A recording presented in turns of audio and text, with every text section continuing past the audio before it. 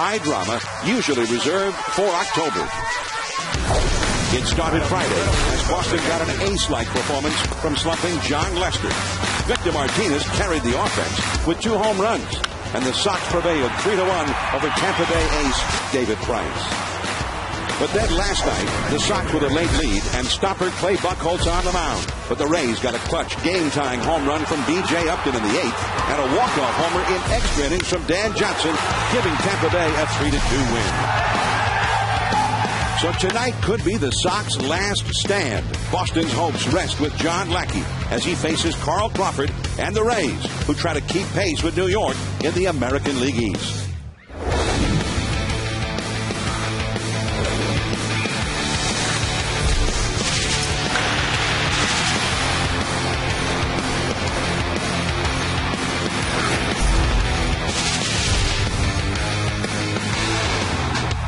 It's hot and humid outside here in St. Petersburg, Florida, but it is just right inside. The air conditioning is working just fine. ESPN Sunday Night Baseball presented by Taco Bell. And the crowd is gathering as the Rays and Red Sox are about to play the rubber match of the series. And for the Rays, the stakes are these. With a win, they will keep pace with the Yankees, who beat the White Sox today and stay tied for first in the East. For the Red Sox, the stakes are much higher. They are 6 games out, 5.5 back of the Rays in the wild card division, and they are staring into the abyss.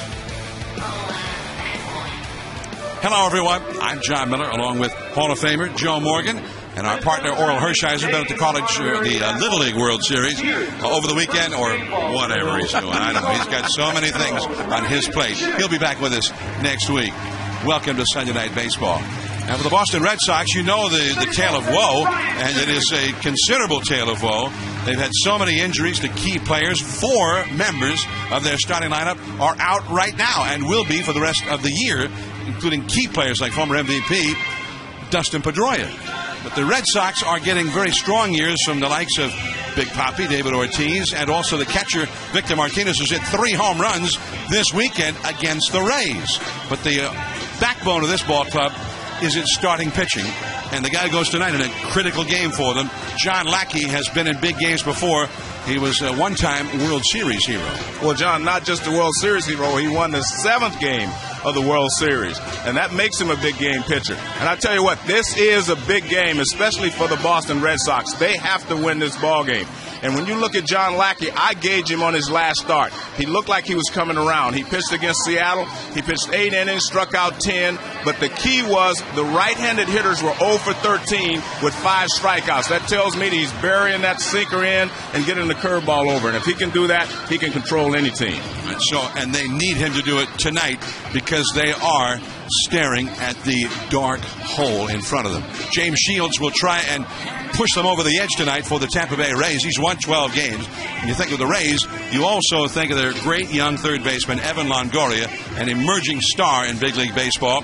But really the guy who ignites this lineup is the speedy number 3 hitter, not the leadoff man now, the number 3 hitter in the lineup, the left fielder, Carl Crawford. Well, you're right, John. Evan Longoria is the face of this franchise, but he should share that honor with Carl Crawford because he is a complete player. Look, he has the speed, 41 stolen bases. He can also hit in the 3rd spot and drive in runs. He's a 4-time All-Star.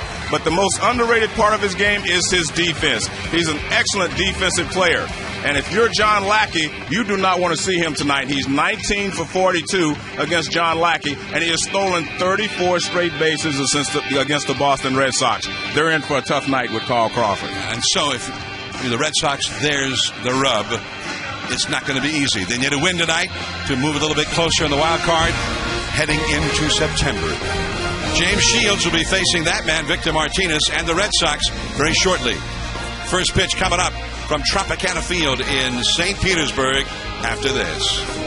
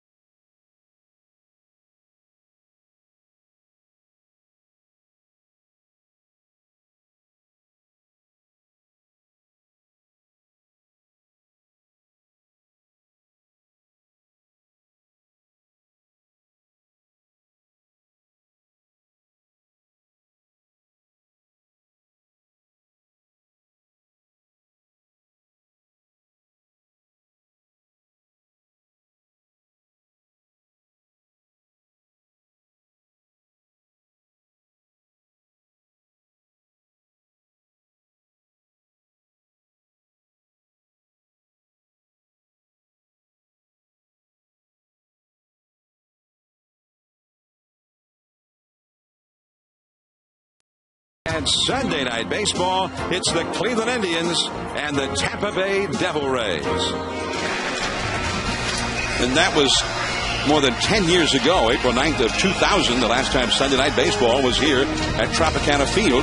And the Cleveland Indians laid waste to the then Devil Rays. Manny Ramirez hit a spectacular home run right there. It was 15-1 by the 5th inning in that game.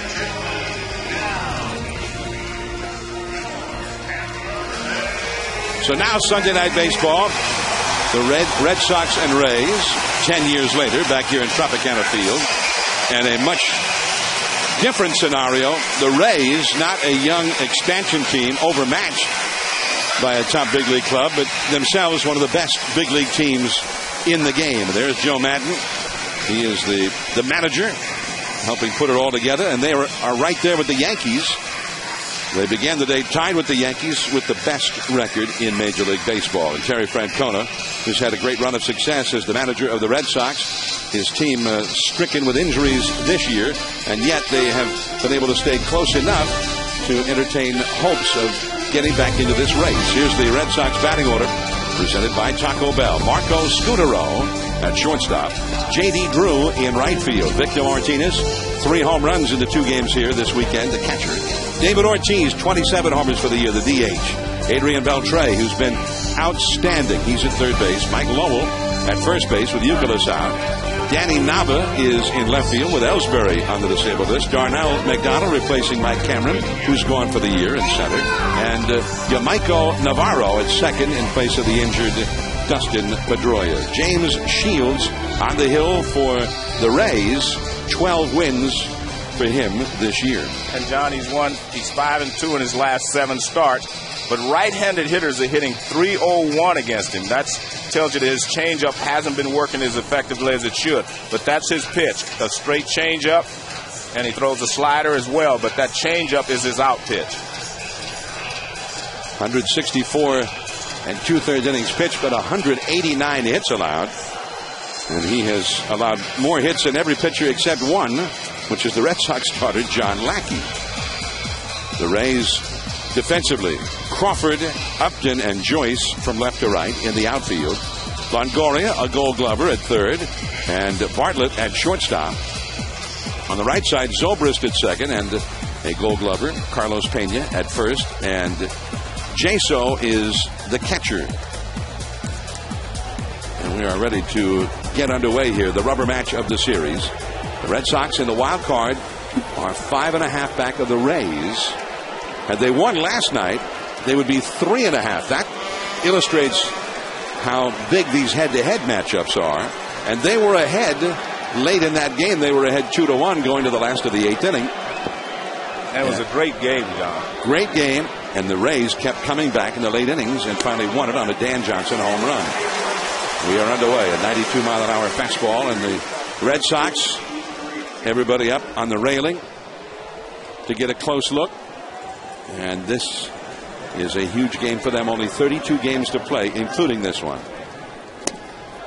Just below the knees. The one thing you have to be careful if you're James Shields, and that is falling in love with your changeup. He has a great changeup, but they've been trying to get him to use a few more fastballs and sliders to complement his changeup. 1-1 the count. Along the right field line, and that is foul, back out of play. That was in a similar spot, not as deep as that ball last night, where J.D. Drew had to make a decision with a possible tying run at third in the 7th inning. This fly ball by Matt Joyce into foul territory. If he'd let it drop, well, the at-bat just continued, but he caught it, and he was not in a spot to be able to throw out Carlos Peña, who scored the tying run. And I feel like he should have let that ball drop, John, because Buchholz was on a roll. He was striking out a lot of hitters, and he had 2 strikes on Joyce. Down on the way to Scutero. Now, 2 balls, 2 strikes. If it was 1 strike, I say go ahead and catch it. But with 2 strikes, I say you got to let that ball drop. Well, that's how far away from home plate he was. He crossed the bullpen mound. He had quite a few obstacles to deal with as he caught that ball and then bumped into the sidewall. And that is down into that area. and back out of play. Well, he had such a long run as we take a look at Buchholz there, but he had a long run, John. He was on the run. Even if the mound wasn't there and he catches it on the dead run running toward the stands, he wasn't going to be able to straighten himself up and throw Peña out at the plate. So you either had to let it drop or catch it and let him score the run, and he chose to let him score the run because he made a great catch.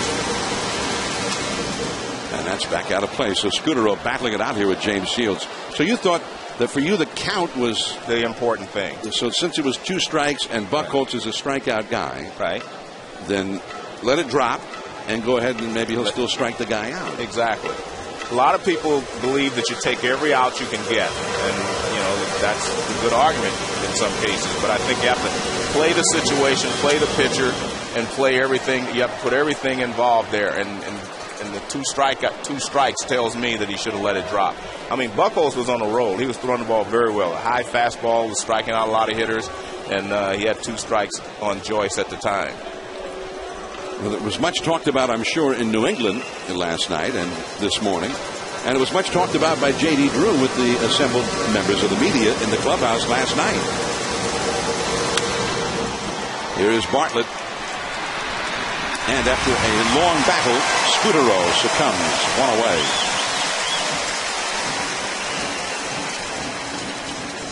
Scudero began the night hitting .274. He is retired. Here is J.D. Drew.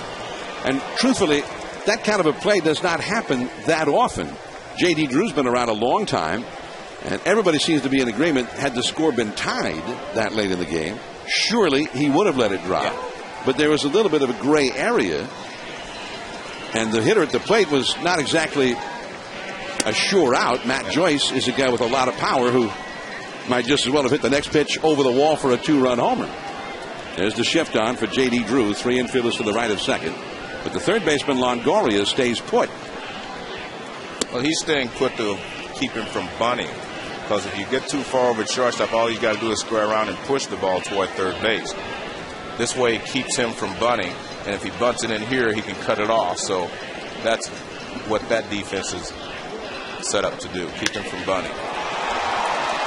Crawford squares up on the track.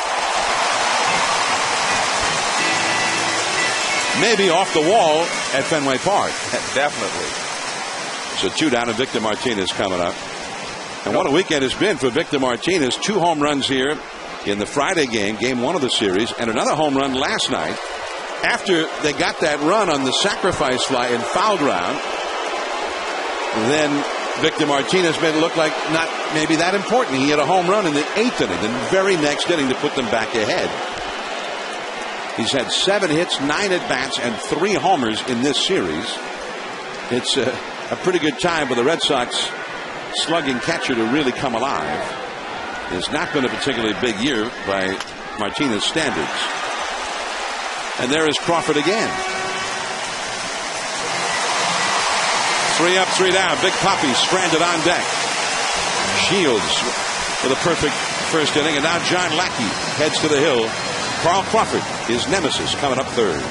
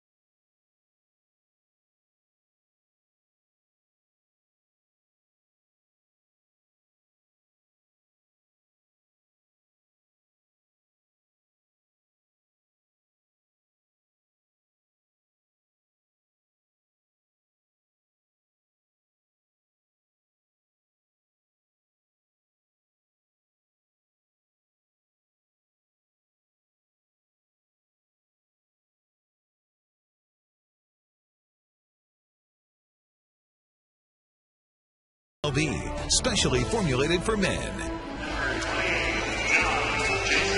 It is not a sellout crowd, and we're wondering why not, with the Rays being one of the outstanding teams in baseball. There's Joe Madden, and here's the lineup that he turned in, presented by Taco Bell. John Jaso leads off. He's a leadoff batting catcher. Ben Zobrist at second base. Carl Crawford is in left field.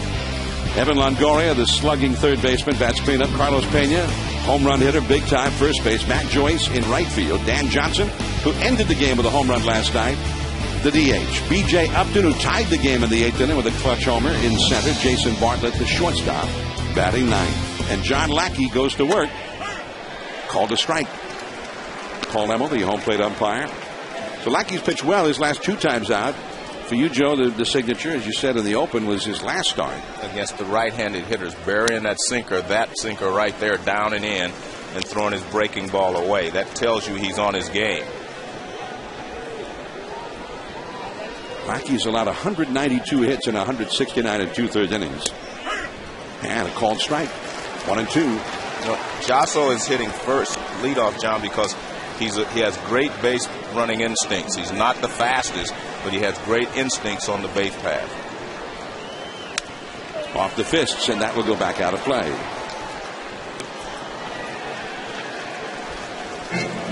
So Jaso hitting 297 as the leadoff man and 101 at bats. The most by any catcher in the leadoff spot. He's got a 400. I think the key there is the 400 on base percentage. That's what Joe Madden likes. And he says about Jaso as a leadoff man, he brings his A game to every at bat. Every confrontation with a pitcher is a pitched battle. You know, we all assume that every time a guy steps in the batter's box, he does that. But over the course of a season, I guarantee you every hitter gives away 50 or 60 at bats. I mean, it sounds like a lot, but that's what happens. You walk in there and you're not really prepared, and they throw you a sinker and you hit a little ground ball with stopper second base. Or you make a swing at a pitcher's pitch. His first pitch is a great pitch and you swing at it. So that's what he's talking about. He battles. He makes every at bat a challenge. So he's battling it out right here with Lackey. This is the 7th pitch, and the breaking ball is too high, and it goes on. Both leadoff men giving the opposing pitcher a battle here in the first inning. Lackey 11-3 lifetime against the Rays. So he would appear to be the right man for the job with his former World Series heroism, and he was always the big guy in the postseason for the Angels, his former team. There he is, 11-3 career against the Rays, as that is pulled foul, and Jaso will not yield. 2-2 the count. When you go deep into an at bat like this, very rarely do you waste the at bat. By that I mean you always get a pretty good pitch or a pretty good swing once you get that deep into the count.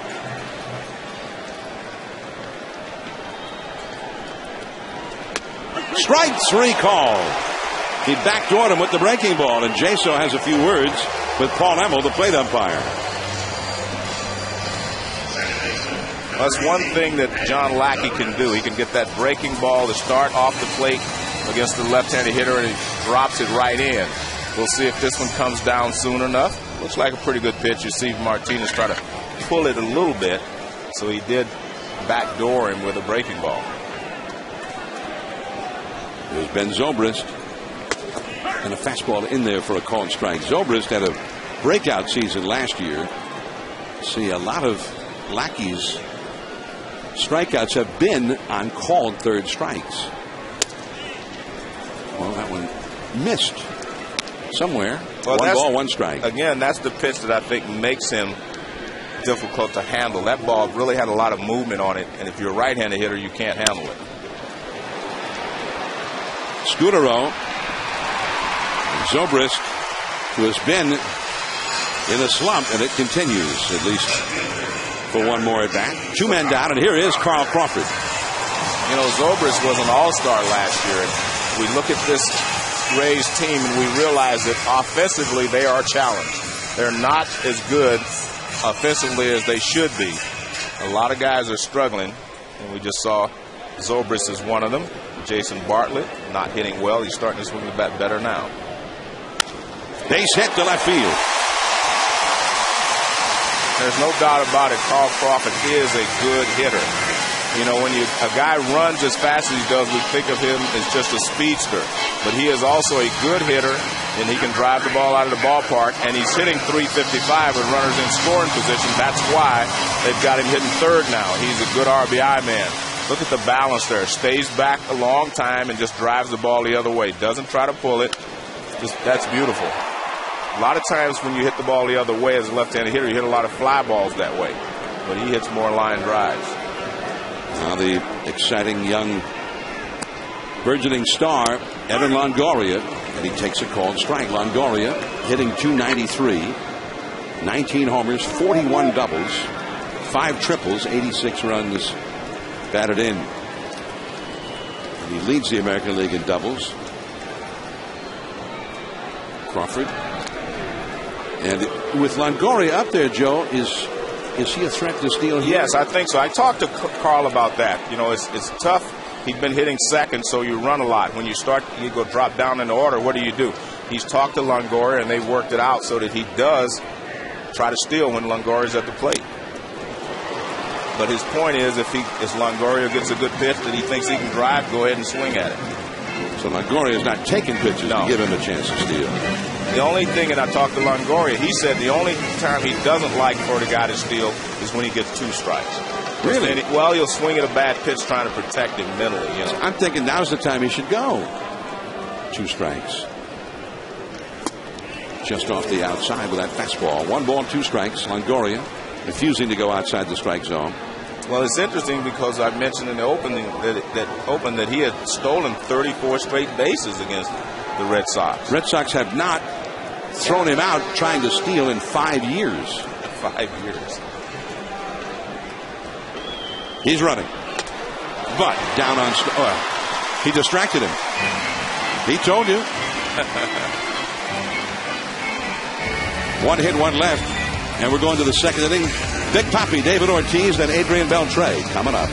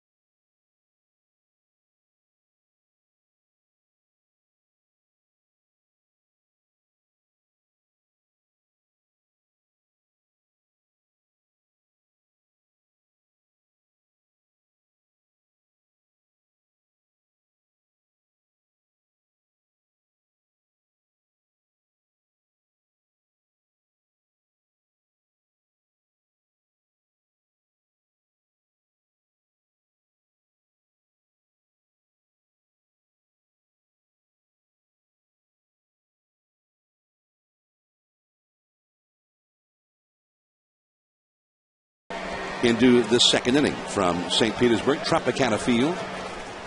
And here's Big Papi, David Ortiz. Shields missing down and in. One ball and no strikes. Ortiz, 267, 27 homers, 79 runs batted in. And Joe, I know that you're into this stat now. His ops, the OPS, is 909. That's pretty good ops. You know what I'm into, John, is the fact that when we were in Boston, they were talking about releasing him earlier in the year, and now he's on fire, made the All-Star team. Now, lest you think, well, hey, a lot of guys hit well at Fenway Park. It's a great place to hit. Well, David Ortiz actually has hit more of his home runs on the road this year than at Fenway. The ball is in the dirt. He has a little bit of a better average at home, 277, 257 on the road, but 15 road homers versus 12 at home.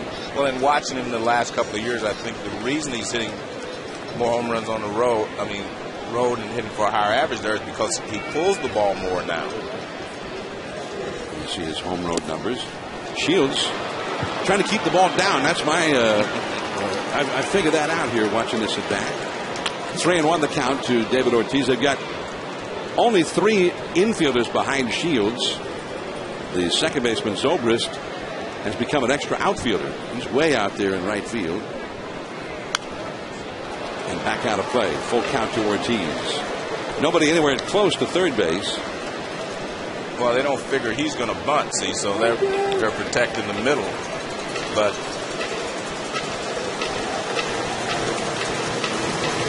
Red to the count. Adrian Beltre on deck. Mike Lowell due up third. Struck him out. And I think he went out of the strike zone chasing it. Well, he went out of the strike zone 2 times. He went out of the strike zone on 3-1 pitch and again on the 3-2 pitch. And here's the 3-2 pitch. That's clearly out of the strike zone. The 3-1 pitch was up and in out of the strike zone. So maybe trying a little too hard. Yeah. Get something done here for the Red Sox in this critical game. Now Adrian Beltre. And a called strike on the outside by Paul Emmel. Beltre is hitting .324. 23 homers, 37 doubles, 88 runs batted in. He's 4th in the league in batting average, or was at the start of the day. Among the league leaders in RBIs.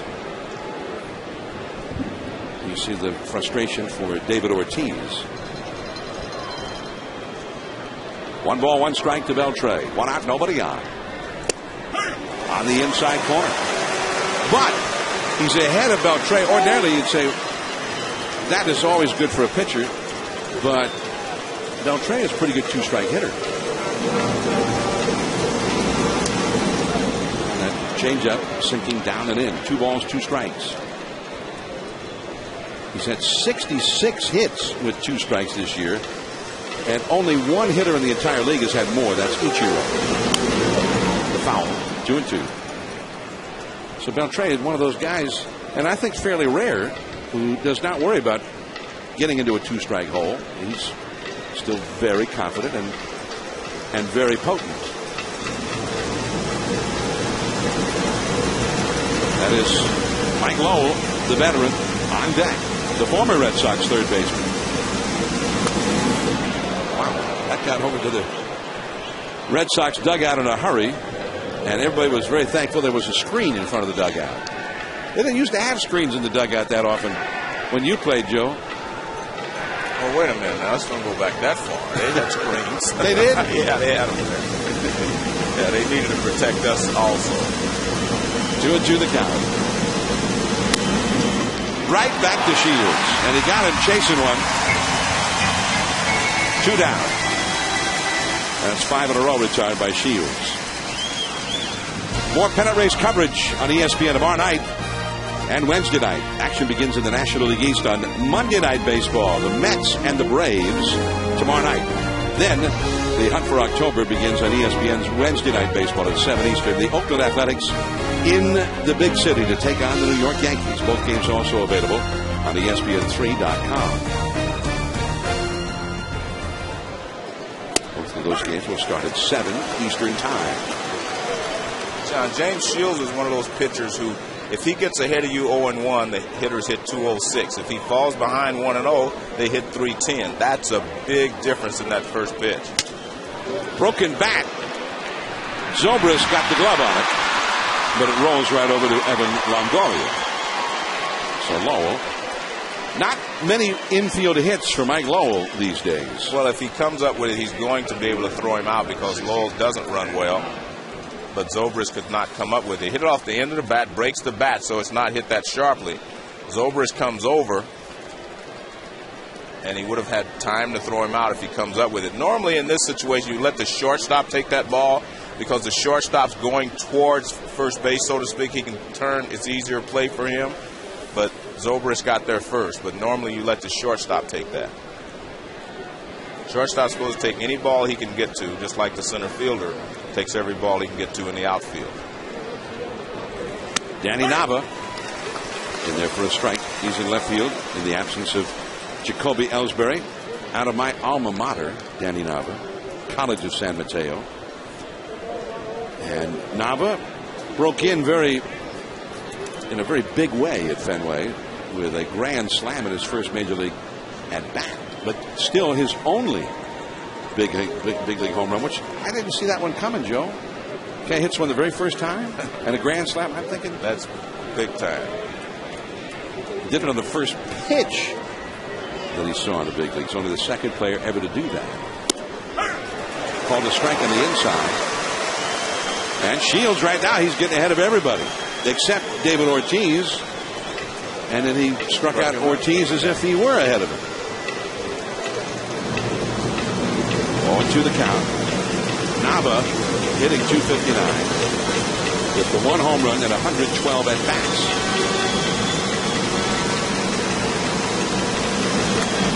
Back to the screen.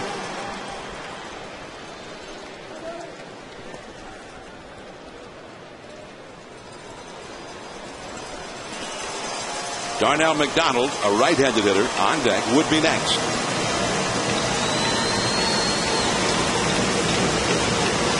Hear the bells. People have they bring cowbells here to the Tropicana Field. And he pulls that one foul. Still 0-2.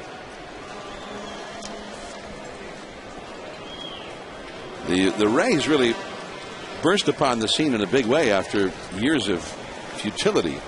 In 2008, they went all the way to the World Series. They beat the Red Sox in this ballpark. This is the last time they actually had a Sunday night game here. It was 2 years ago, Game 7 of the League Championship Series when they beat Boston to win the American League pennant. But the crowds have not necessarily followed the success into this ballpark. Strike 3 with the changeup.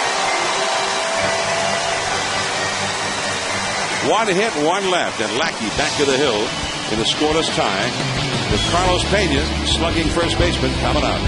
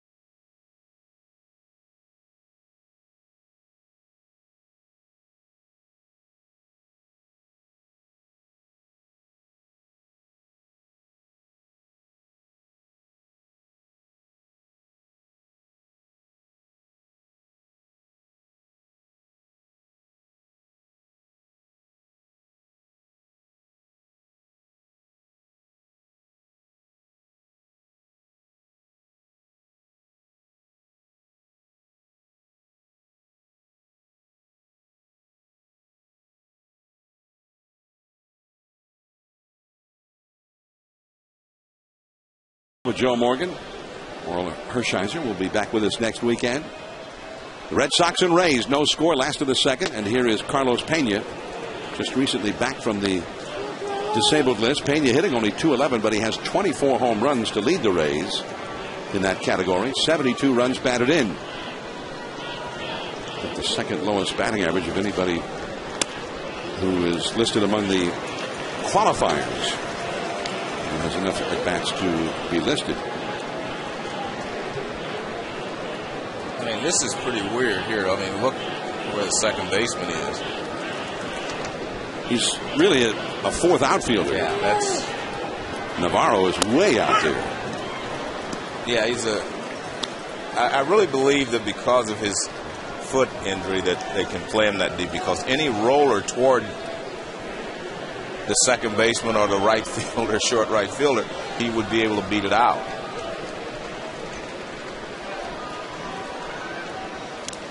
Way inside from John Lackey, and it's 3-1. Let's take a look at Peña. There you see that most of his base hits go to right field. Left field, that's quite a large number for a guy that's almost a dead pull hitter. 13 to center. Well, if he hit one toward third base, he'd have a hit right now. That is right into the defense. And Scudero throws him out. One away. And let's go to the studio to Ryan Burr with the Sports Center right now.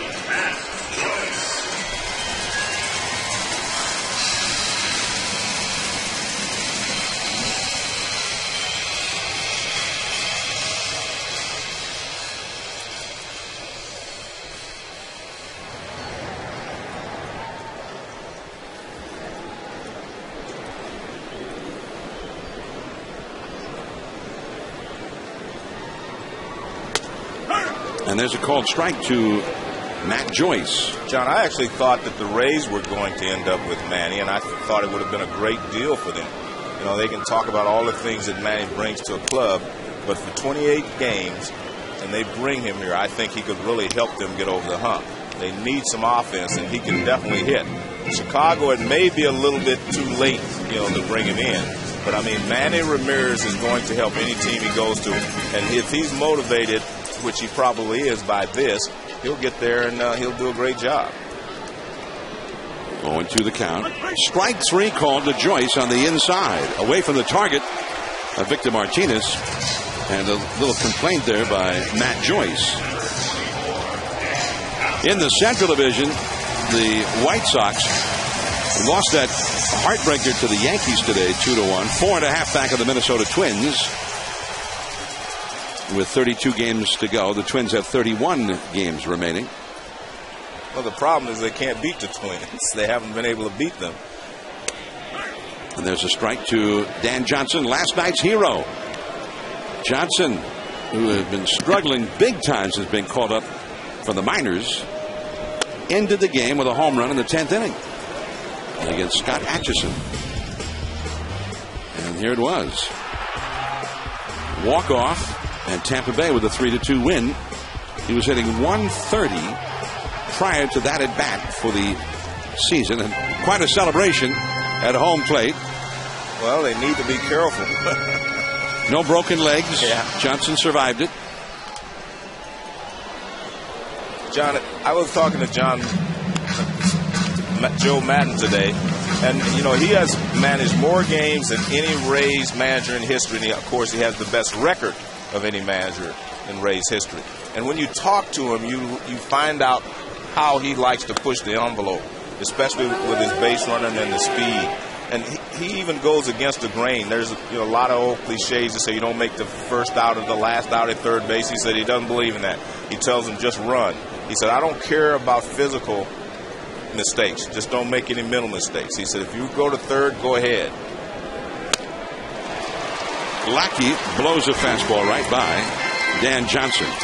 Joe Madden is also the most successful Rays manager by far they've ever had. We'll get back into that when we return. On to the third, no score.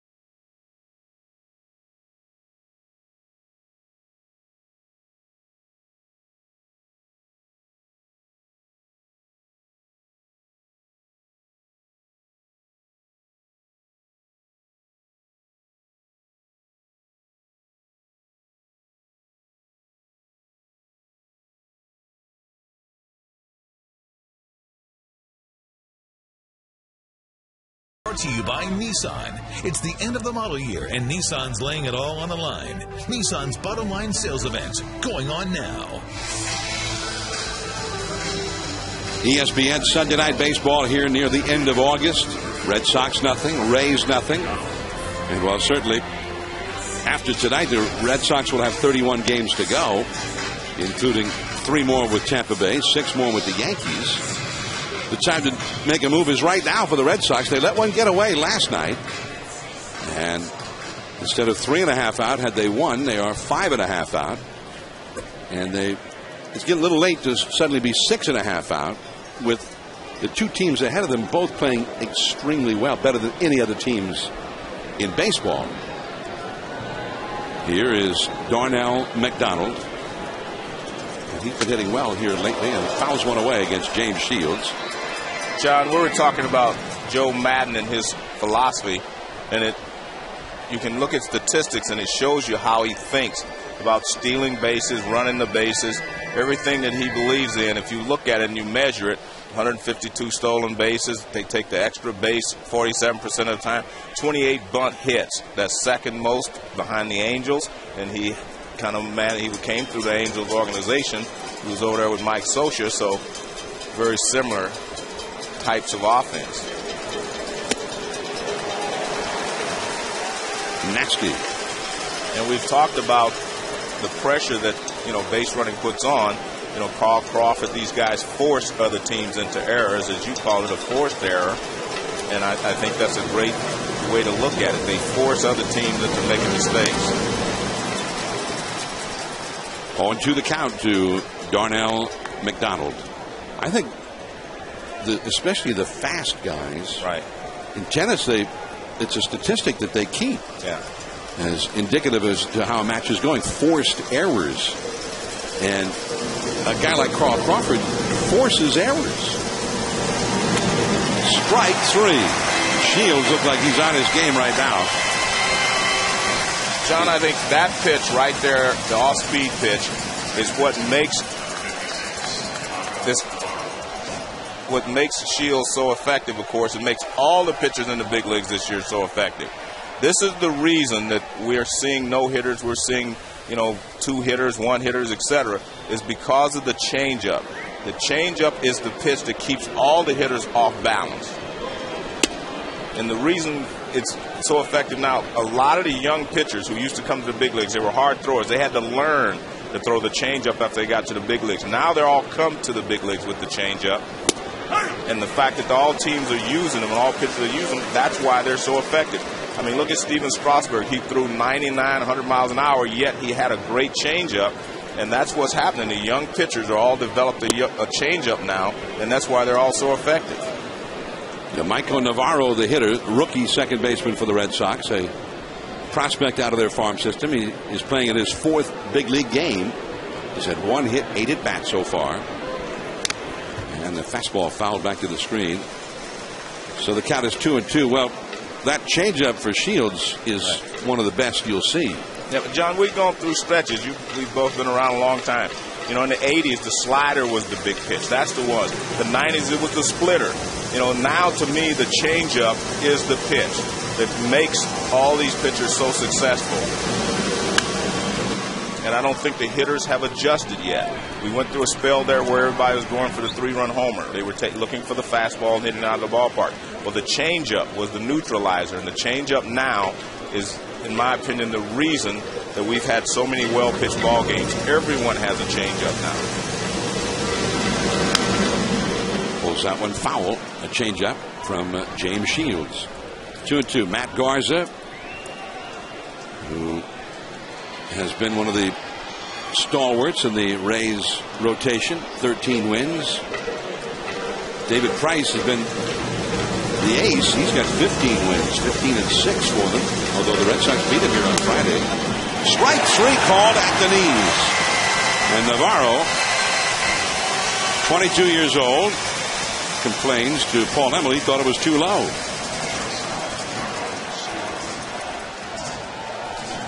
4 of the last 5 outs recorded by Shields have come on strikeouts. And now the leadoff man, Marco Scutaro, will come up. Both pitchers have 4 strikeouts early in this game. Lackey's had 2 strikeouts in each of the first 2 innings. Scudero grounded out to short his first time after an 8-pitch battle with Shields. Crawford on the warning track at the wall makes the catch.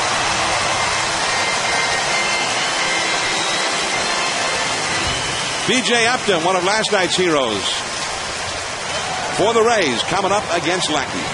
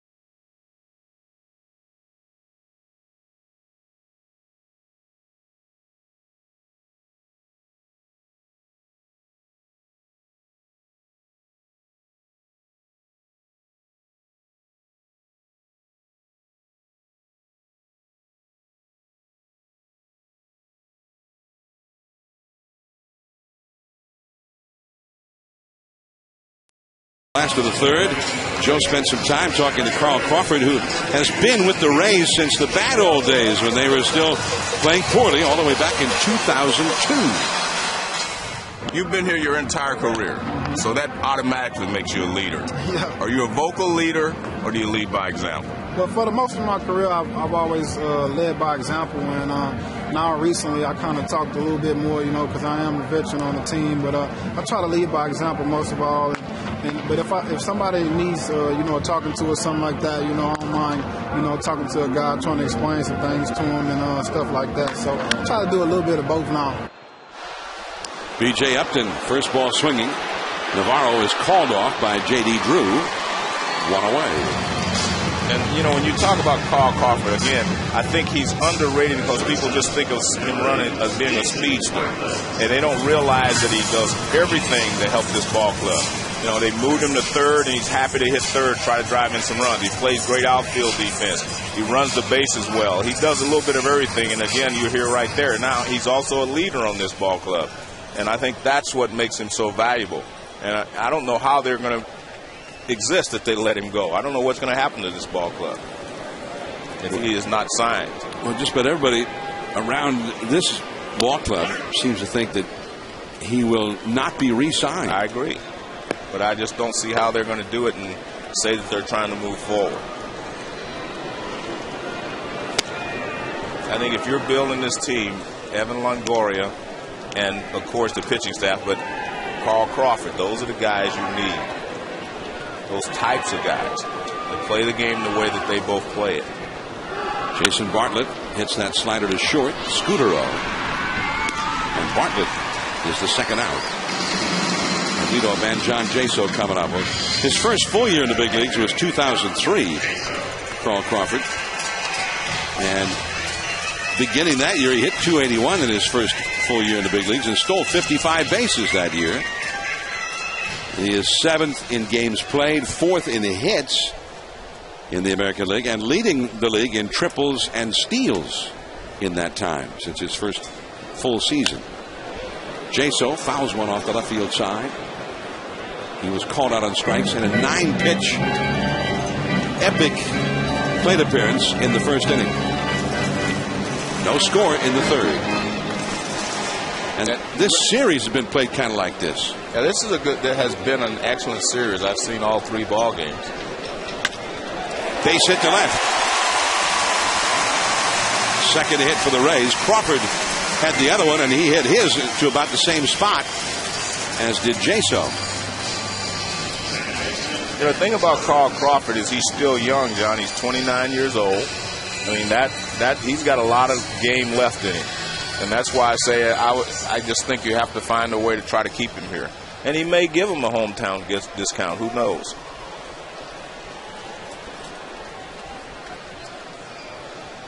Ben Zobrist. And the curveball in there for a called strike.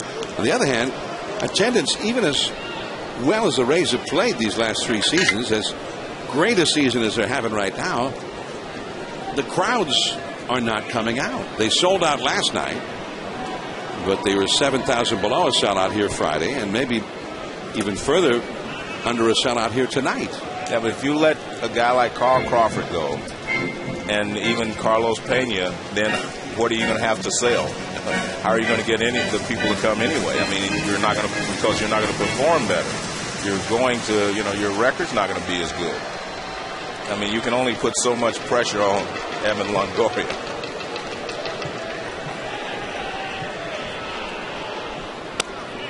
Well, Crawford is the guy, the constant, who helped the Rays grow. Right, exactly. And then when they got good, he was there, and he has been part of the foundation of this team's success as they've gotten really good.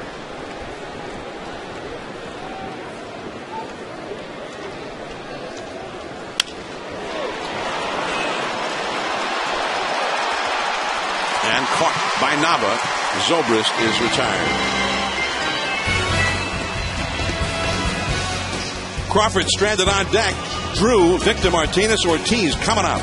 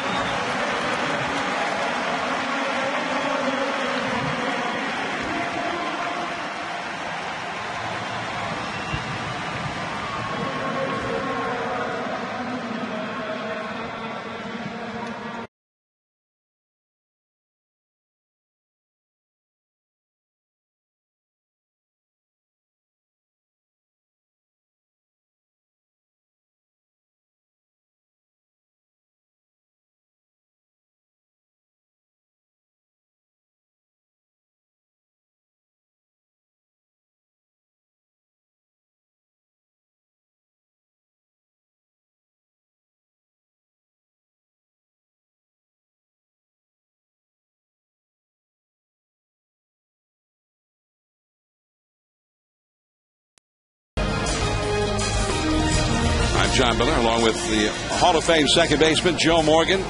Our ace right-hander Oral Hershiser was at the Little League World Series and will be back with us next week. And the Tampa Bay Rays here in St. Petersburg, and they have some of those Rays in a special pool out behind the deep right center field wall. Go out and have a look. Here is J.D. Drew as the big hitters are coming up for Boston against James Shields. Shields has looked awfully strong in the first 3 of this game. He did throw 45 pitches in the first 3 innings, as that changeup is too low. I think both Shields and Lackey are throwing the ball well, as was Buckholz last night. I mean, these guys are. This is a big series, and they're pitching like. And that's off the inside. Now, Shields has never had a whole lot of success against the Red Sox. He's 4-9 with a 5.25 ERA in his career against Boston. That's the second highest career ERA against the Red Sox for any current American League pitcher. And he also, and we haven't seen it in this game, he's been throwing strikes, and this is one of the rare hitters he's been behind like this. 3-1 the count now. He's allowed more extra base hits than any pitcher in the major leagues. Plenty of room out there for B.J. Upton. I think he got away with one. Let's take a look at the changeup. I was talking about how effective the changeup has been throughout baseball. Here's James Shields, great changeup, and you don't have to throw it for a strike. That's the difference. It starts in the strike zone. A hitter recognizes that the fastball, and they go after it like a fastball. And all the pitchers this year, the guys that have pitched the no-hitters, the perfect games, they all made good use of the changeup. That changeup has that dipping motion like a split finger pitch. You think it's legal, that pitch? One out here is Victor Martinez. A called strike on a changeup. Well, when a guy like Martinez is swing the bat as well as he has been, you try to stay away from the fastball because he's grooved in on the fastball. Another changeup, another strike. So he hit 2 home runs off of David Price on Friday, both right-handed, but they were fastballs. And then he hit a fastball for a home run last night. So you try to stay away from, try to do anything to disrupt his timing. And another changeup. Yeah, very rarely do you throw him 3 or 4 in a row, though, to a good hitter like Martinez. But they're definitely trying to stay away from the fastball. Shields is positively Moyer-like here, facing Victor Martinez. Jamie Moyer, the ancient one, on the disabled list now, but he still won a lot of games for the Phillies before he got hurt. Using the changeup. 1-2 the count. David Ortiz on deck. And a very defensive swing there. Fouling it off, staying alive. 1 ball, 2 strikes. That looked like a little slide piece on the back door. He was trying to bring it in off the outside and get the outside corner. Good job by Martinez just to fight it off. Victor Martinez has been a much better hitter batting right-handed. He's hitting .243 batting left-handed, .415 batting right-handed. Shields and Jaso we're having a long sort of bout of signals there, and finally Martinez has to for timeout. Jaso is not hiding his signals very well either, though, John. Just off the inside with a fastball.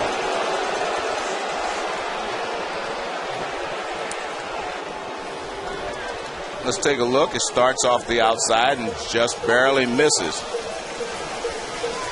Yeah, I mean, Jaso is putting his glove. See, he's not sticking them down low. You can see those, from different places on the field.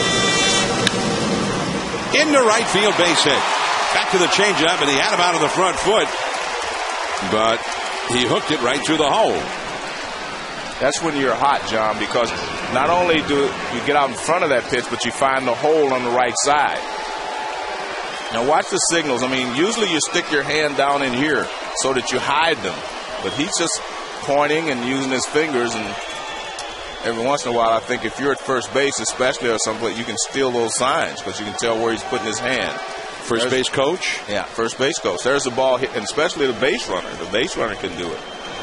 It may be a little more difficult now because there's a left-handed hitter up. But over the years, I've seen catchers do that, and you can pick up their signs. Called strike to Ortiz, who struck out his first time. Even though he got ahead in the count, 3 balls, 1 strike, he swung at 2 pitches out of the strike zone after that.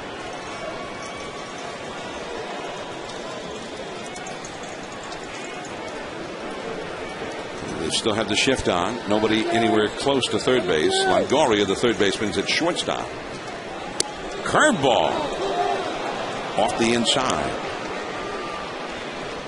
Ortiz came into this game with a 400 lifetime average against James Shields. 12 hits, 30 at bats with 3 home runs.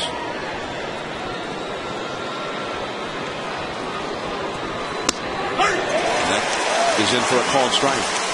Well, he's getting a lot of movement on that pitch that starts toward the inside part of the plate and moves back over the plate there. He missed with it against Martinez, or he didn't get the call. That's why I say when you're hot, things work in your favor. He called the first pitch strike on David Ortiz that looked worse than the one he called the ball on with Victor Martinez. And a soaring pop-up. And there's B.J. Upton. He called off Bartlett, the shortstop, who was under it. And holding it first, Victor Martinez. Ortiz is 0 for 2. And now Adrian Beltre. So Shields has been able to keep Big Papi off balance in his first 2 trips to the plate. Beltre hit one right back to Shields his first time. I don't think Big Papi's had a strike that he has swung at. I mean, he has not had a pitch to handle. That last one looked like it was up out of the strike zone. The slider. 1 ball and no strikes to Beltre. Big Papi has hit 25 home runs here at the Trop. Guess who else that ties him with Manny Ramirez for the most by a visiting player? So he and Manny have tormented the Rays here at this ballpark. And he hit one the last time we were here for Sunday Night Baseball for the Cleveland Indians 10 years ago. Beltre's got that line drive into the screen down perfectly. The screen in front of the Red Sox dugout, terrorizing his teammates. There's Yamaiko Navarro in the far corner. Another pop-up. Zobrist out. It's Upton. 1 hit, 1 left. Red Sox have only 2 hits so far. Carl Crawford coming up. Then Evan Longoria and Carlos Peña. Big hitters for the Rays coming up.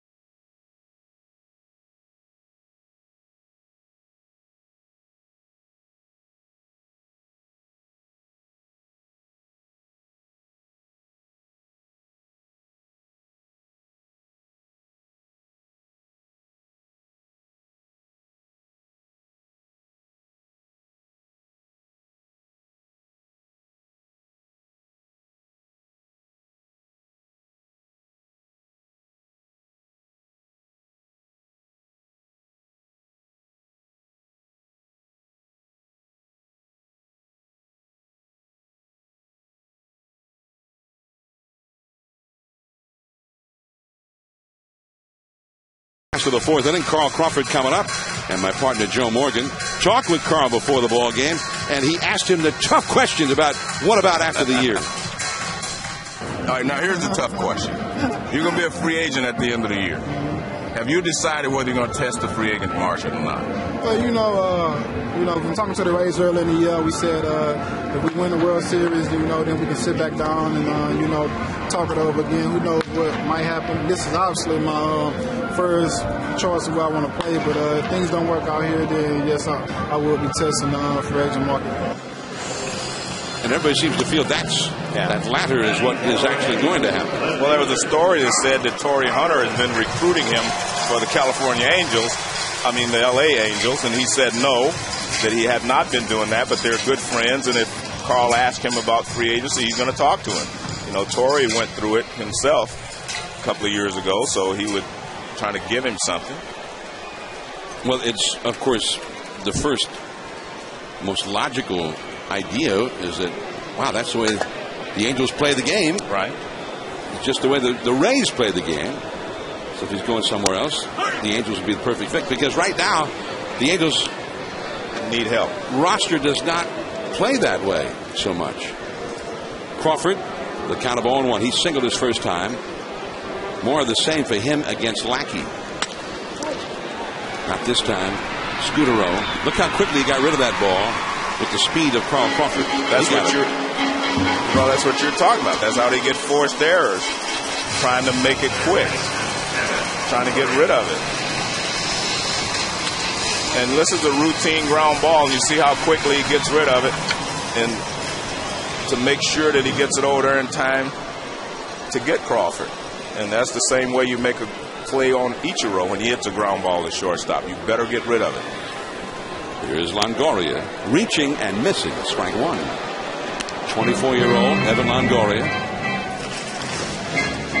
So Crawford does not get a hit. I'm shocked. He was 20 hits, 43 at bats versus Lackey before that trip to the plate.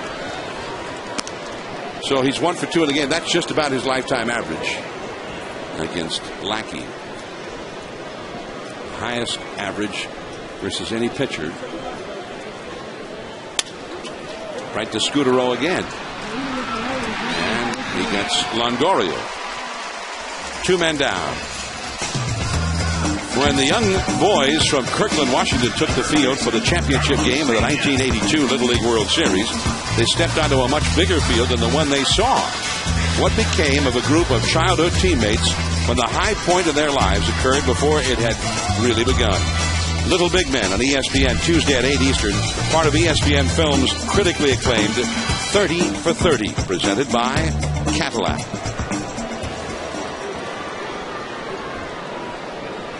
Here is Carlos Peña, who grounded out to second his first time. The second baseman is in the right field bleachers. If he grounded out to the second baseman now, it'd be a home run. He is way out there. This may be a record for the shift, Joe. He's not an infielder now. He's 110 feet into the outfield. That ball is headed for Tampa. The big fly for Carlos Peña. 1-0. Tampa Bay.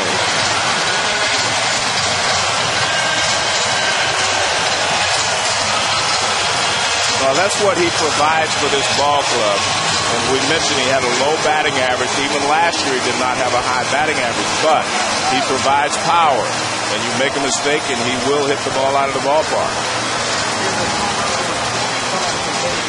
25th home run of the year for Carlos Peña.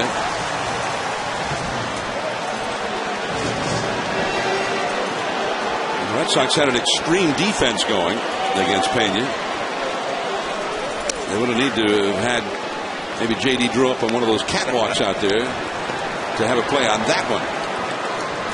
He's hit 141 of his career home runs with the Rays, more than any player who's ever played here.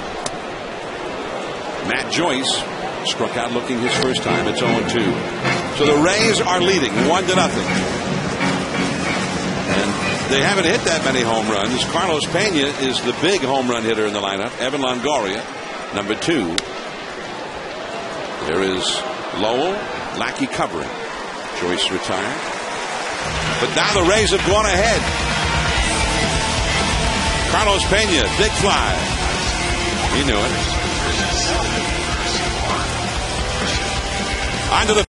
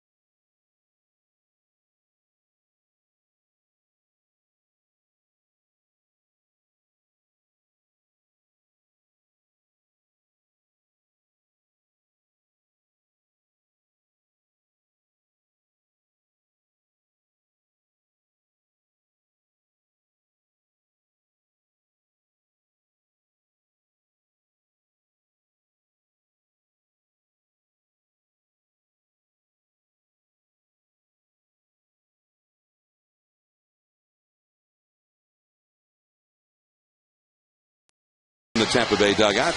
Joe, many thanks. Good evening, gentlemen. How you doing? Hey, good, Joe, you. You guys have a lot of good young hitters on this ball club. Yet, when I look at statistics, 11 times this year you've had 3 or fewer hits and you've been no hit. How do you explain that? No hit twice. It's been rather frustrating. I don't have a solid explanation coming into the season.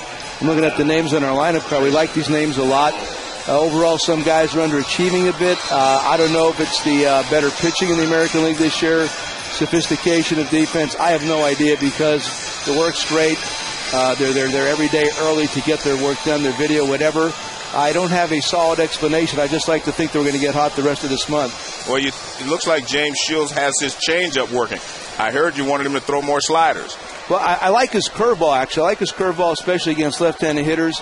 He likes to pitch off his fastball first. The changeup you're seeing tonight is reminiscent. He recently pitched a really good game against the Yankees in his ballpark. When he's got that changeup going well, up that fastball, if somebody gets there, I guess not. Joe, we'll let you get back to work. Many thanks. That's all right, the Rays. Have a good night, all right? Joe Madden, manager of the Rays, and Mike Lowell, first ball swinging with a double into the gap in right center. Only the third hit, third base runner for the Red Sox, but it's the first time that they've gotten a runner as far as second base. That was a high fastball, and Lowell's good hitter goes the other way with it. And you'll see this is a high fastball. Well, it wasn't up that much, but he goes the other way and drives it in the right center field in the gap.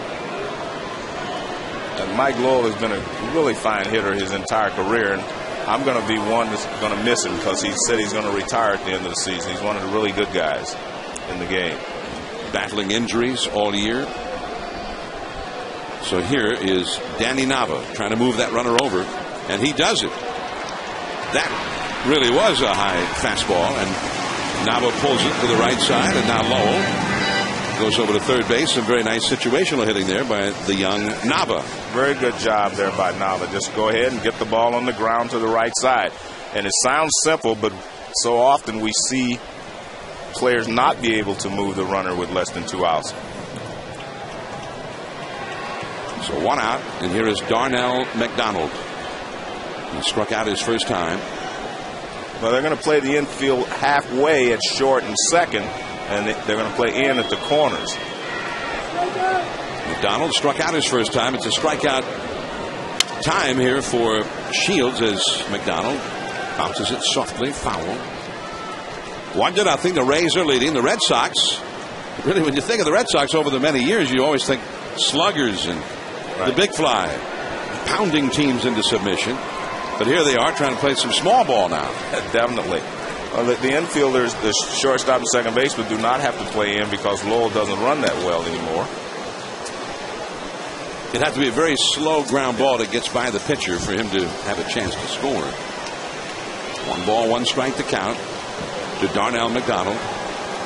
The rookie, Yamaiko Navarro, is on deck. Red Sox without the right side of their infield and without their center and left fielders. That was off his foot. Ground ball in the infield, but off his foot, immediately a foul ball. 1 ball, 2 strikes to McDonald. McDonald's been a guy who has played a lot for the Red Sox. He's had 261 at-bats this year. Nava's had 114. There's Dustin Pedroia with the club. But he said before the game, Joe, he said it's almost a sure thing he's going to have surgery next week. He was having a great year. Mike Cameron just had surgery, out for the season. Youkilis is out for the season. Ellsbury out for the season. Varitek could be back in about 10 days or so. Very high. Well, Ellsbury was their leadoff hitter, and he's only played 15 ball games this year. There's Jason Varitek, the catcher.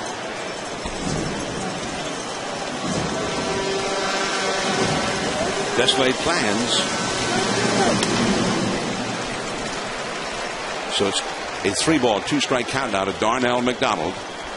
McDonald, not a whole lot of big league experience, but was once a very highly thought of prospect. It never panned out for him, but he has been a very useful player for the Red Sox this year. Trying to get that tying run home from third. Change up in the dirt. He walks. First walk allowed by Shields. Shields thrown a lot of pitches in this game. Now 71 pitches only in the 5th inning. And there is Lowell still at third with McDonald at first. Now that middle infield can play for the double play. Now with a lot of teams you might even think, wow, what about a suicide squeeze here with the rookie? Yeah, but the Boston Red Sox do not normally play that way. So it would shock me if they did put a squeeze on. Although the third base coach is talking a lot to Lowell at third. They're talking quite a bit over there.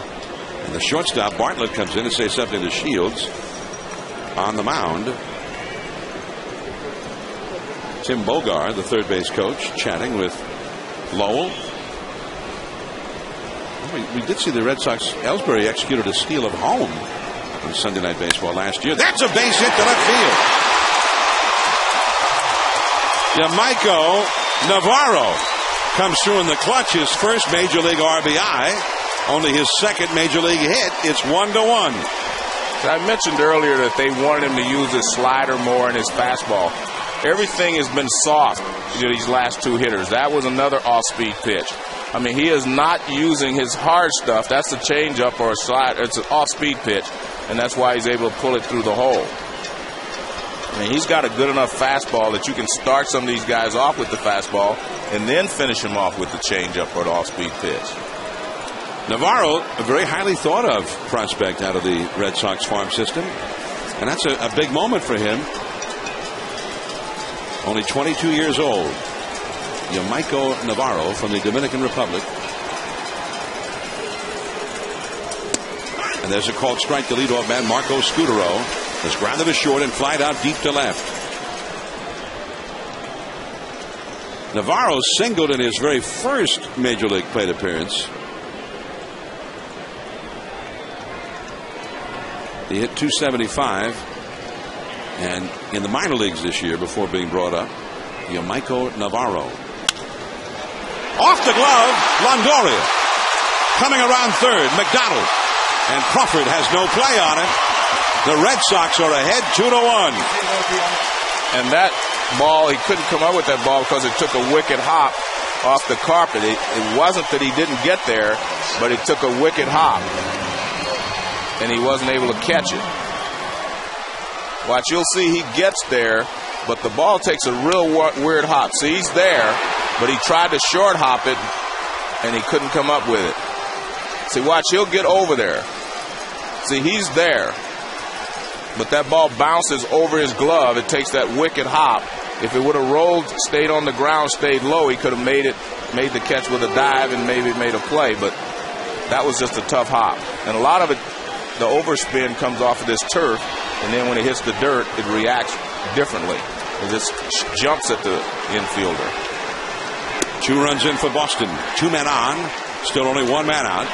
And the big hitters are coming up now. J.D. Drew with Victor Martinez, David Ortiz, and Beltre behind him. Drew has flied out deep to left and flied out to center. And a lot of Red Sox fans at Tropicana Field making themselves heard. Deep and foul. Very deep. But I think what's happening is a lot of these hitters are sitting on the off-speed pitches. They're looking for something off-speed. They're not looking for their fastball. Navarro, the rookie, at second. Scutaro, the veteran, at first. Each of them getting RBIs in this inning. They get the one at second. That's it. Zobrist to Bartlett covering for the force out on Scutaro. Over to third goes Navarro. That's one of those situations where you can look for the changeup, but you still can't hit it.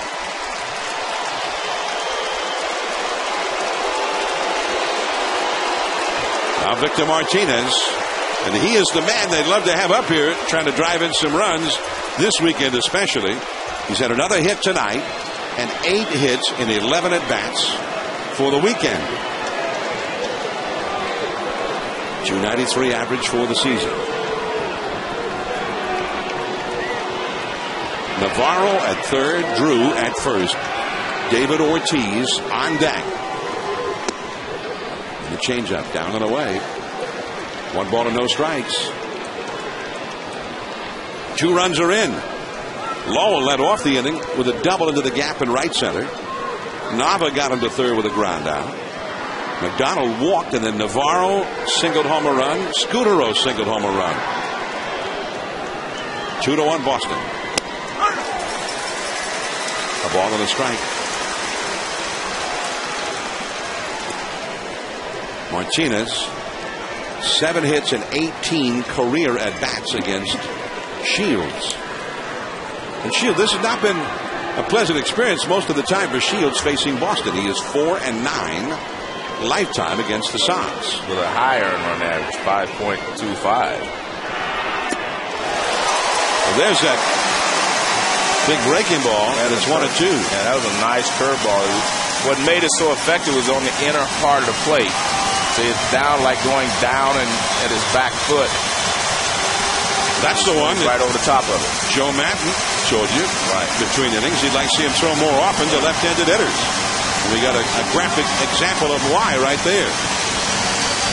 But he has a tendency to fall in love with the changeup because he feels that's his best pitch. 2 men on, 2 men out. Went to the high fastball. Lofted foul off the third base side. See, I like that pitch because when you throw a curveball, you get the guy to look at the break, and then you throw the high fastball, and you'll get him to chase it a lot of times. Let's take a look. See, the curveball starts up, goes down, and watch the high fastball, and you get him to chase it. A lot of pitchers will always follow that big curveball with a high fastball out of the strike zone. Back to the curve, blocked. As it bounced in the dirt by the catcher, John Jaso. 2-2 the count. And he's got to block him right now with that runner at third. Now, make no mistake, I mean, Victor Martinez is one of the better hitters in the league, and you have to make quality pitches on him if you're going to get him out.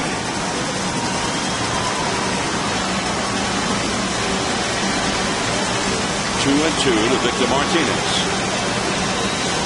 2 men on, 2 men out, 2 runs in. Boston has gone ahead in the game. Curveball! Put him away. Beautiful pitch. But the Red Sox get a couple of runs, and they have gone ahead in this game. Back of John Lackey.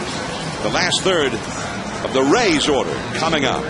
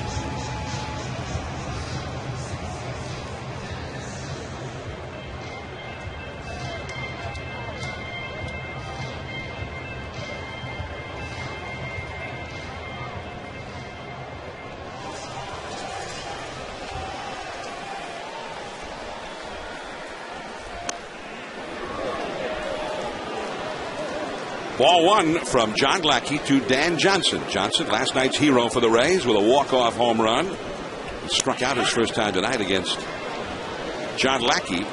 Dan Johnson was not hitting anything at all until he hit that big home run last night, and has 7 hits and 48 at bats since being called back from the minor leagues.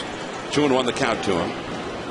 But he seems to have a thing about late game big home runs against the Red Sox.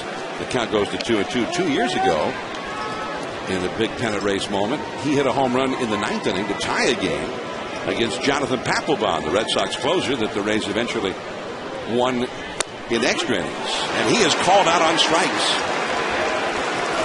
You know, that was a big at bat for Victor Martinez there. Let's take a look at the pitch sequence, and you'll see, as I said, you have to make quality pitches on him to get him out. The change up away, there's a breaking ball, another big curve ball, a high fastball away, curve in the dirt. Now watch, there's another curve that gets him chasing it. But there was a moment there where if you were, we talk about pitchers tipping their pitches, every once in a while the catcher will tip it for you. If you're watching him very closely, we're going to show you that in a second. If you watch the catcher, sometimes you can just find out what the pitch is going to be. B.J. Upton had a fastball in there for a strike. Upton hit a fly ball to shallow right his first time. Upton tied last night's game in the 8th inning with a home run against Buchholz. Slider in the dirt from Lackey. Yeah, Buchholz was pitching very well, and he threw him a curveball. And it wasn't a bad curveball, but B.J. Upton caught up with it and hit it out of the ballpark to tie the ball game. Upton has 13 home runs for the year. There's Buchholz. And he is got to be a strong Cy Young Award candidate, the way he has pitched. Scutaro. And out number 2. I'm going to show you what I was talking about on the last pitch to Victor Martinez. Let's watch the catcher. Watch Jasso. Now watch, he gives the signal. Now watch what he does with his glove just before the pitch comes. Watch, we're going to get up. Now watch, he'll look down right there. That tells you he wants that ball down, the breaking ball down, and that's what he gets. I mean, he helped his pitcher by giving you the sign to make sure he keeps it down, but it also is a telltale sign every once in a while on the breaking ball. Something that the batter, well, he's not going to see it very often, but so it's just something you tipped off, from a runner or something. Because what happens, you're not going to call for the fastball down there. Is the whole point. You don't call for a fastball in the dirt with a runner at third base. You call for make him keep the breaking ball down, as he did there for strike 3. And chasing that slider, Jason Bartlett, who grounded a short his first time with a count of 0-2. 2-1, the Red Sox are leading. Jaso, the Rays catcher, is on deck.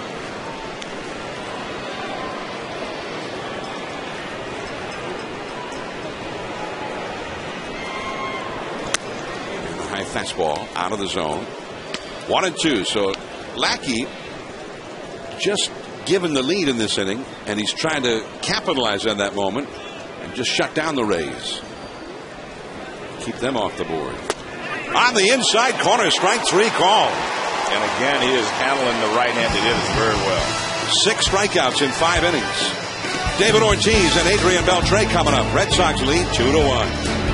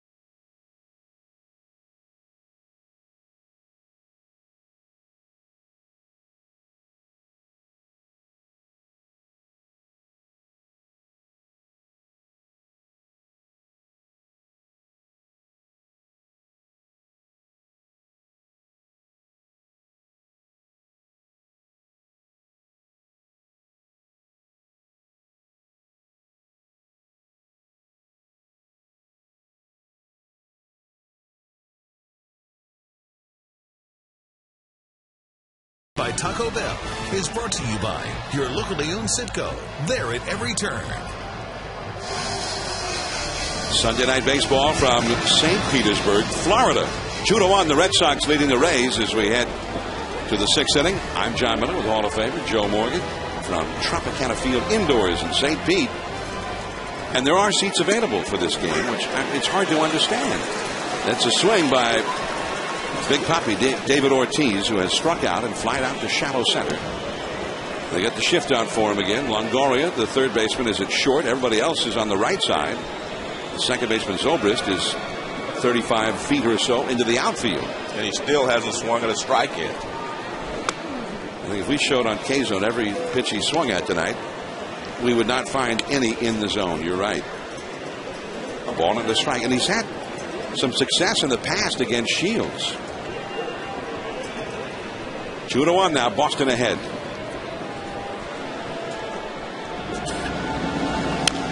Curve to the left-handed hitter.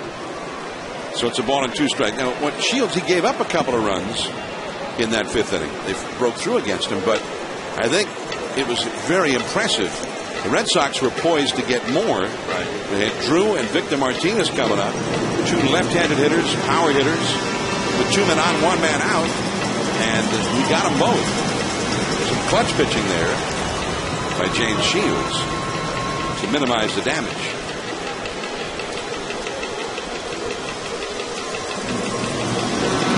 The curve and a foul.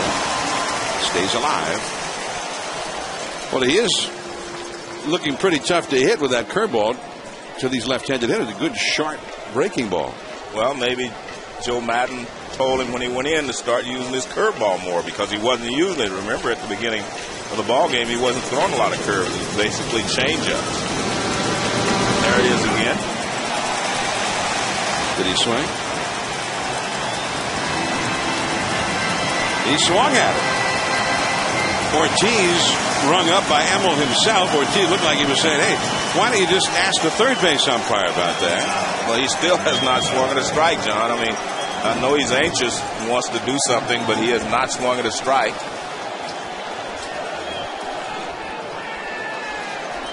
And you see there's another breaking ball in the dirt, and the home plate umpire calls him out. Well, it did look like he did swing at it, and there's strike 1 to Adrian Beltre. That has been one thing that has helped the umpires in the past. The umpire behind home plate had to make both calls, and then they went to the help rule where you can ask one of the third basemen. That's a fair ball. Crawford streaking over to retrieve it, but it's going to be a double for Beltre, and he comes up hobbling about midway between first and second. So it is a double for Beltre, but like he limped in the last few steps to second base. He did, John, but I thought he might have hurt his knee on this swing. Watch this. Look at this. He just lets it go. He goes down on one knee and just wraps the bat around him. He does not get cheated there. And there he starts running. It looks like it does have a little hitch in that things get along. So, a little hitch in the get-along for Beltre, at least from a medical point of view. Yeah. But apparently he's okay. They didn't see anything that bothered him. No, the trainer didn't come out and have a look. So there's a strikeout to Lowell, who has singled and doubled. He started the 2-run 5th inning rally with a double to right center.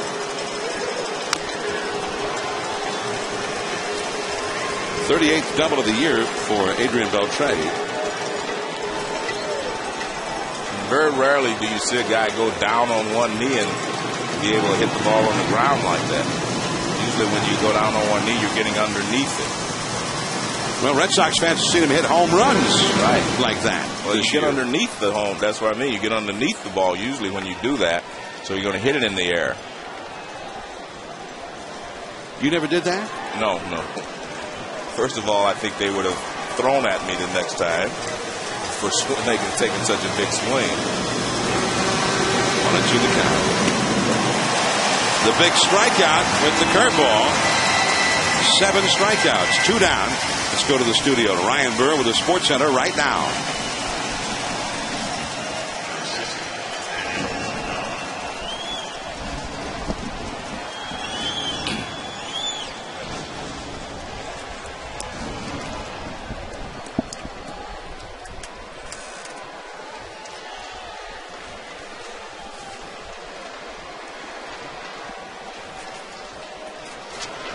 Phillies are right there, despite everything this year. They've had a similar tale to that of the Red Sox, plagued with injuries. Although I don't think any team with as serious an injury problem as the Red Sox have had, where they even right now down the stretch in a pennant race have 4 of their regular players out with injury and will be lost for the rest of the season. Danny Nava has struck out and grounded out, trying to knock in Beltre from second. The Yankees, with their win today in Chicago, a half game up on the Rays with 32 to play. The Red Sox 6 games out, 5.5 in the wild card division. Right now the Rays had that battle with the Yankees, but it could come down right now, especially if they win this game tonight and push Boston even deeper into the recesses of the Rays. It could be a battle between the Rays and Yankees as to which team will be the wild card and which will be the division champion, but both perhaps on their way to the postseason. The Red Sox trying to change that dynamic. Down the right field line, big hit by Danny Nava. Beltre scores easily. 3-1 Red Sox. Nava comes through in the clutch.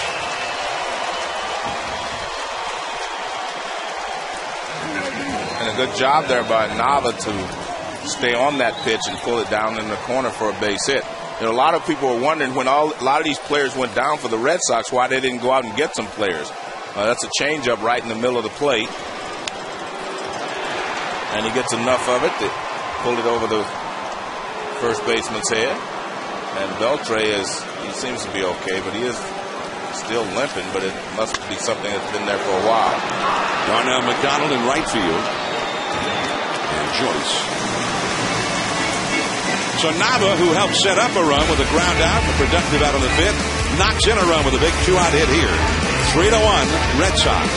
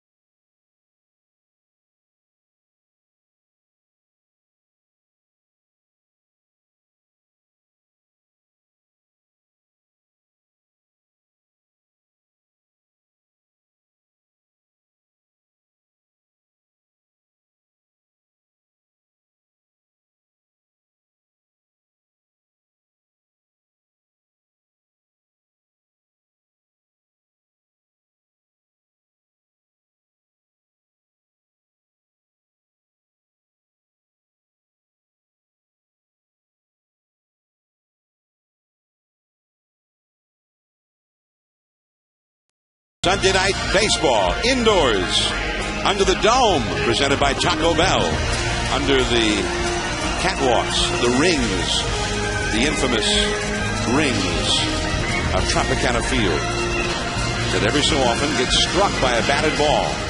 Red Sox in a huge game for them, and they are out in front now, 3-1, back of John Lackey. As we go to the last of the 6th, the Jays have the top of the order up. John Jaso, who has struck out and singled, leads off. And a foul. He'll be followed by Ben Zobrist. And then Carl Crawford, the Tampa Bay Rays. Not to be confused with the Toronto Blue Jays. Or as some people just refer to them as the Jays. The Rays, by the way, will host the Jays tomorrow. Somebody else going to have to broadcast that one, Joe. Well, we talked about Lackey. I mean, he's pitching an excellent game. Gave up the home run to Peña, but, I mean, he's been able to keep the Rays off the board. And again, this is a big game for the Red Sox.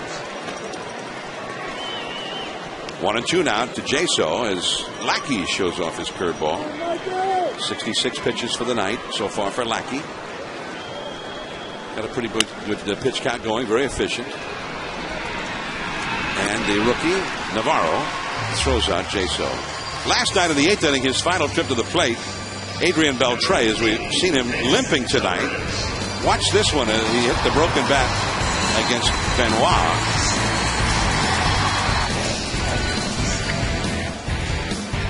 And now tonight, as he hit this double, dropping down to his right knee, as he did.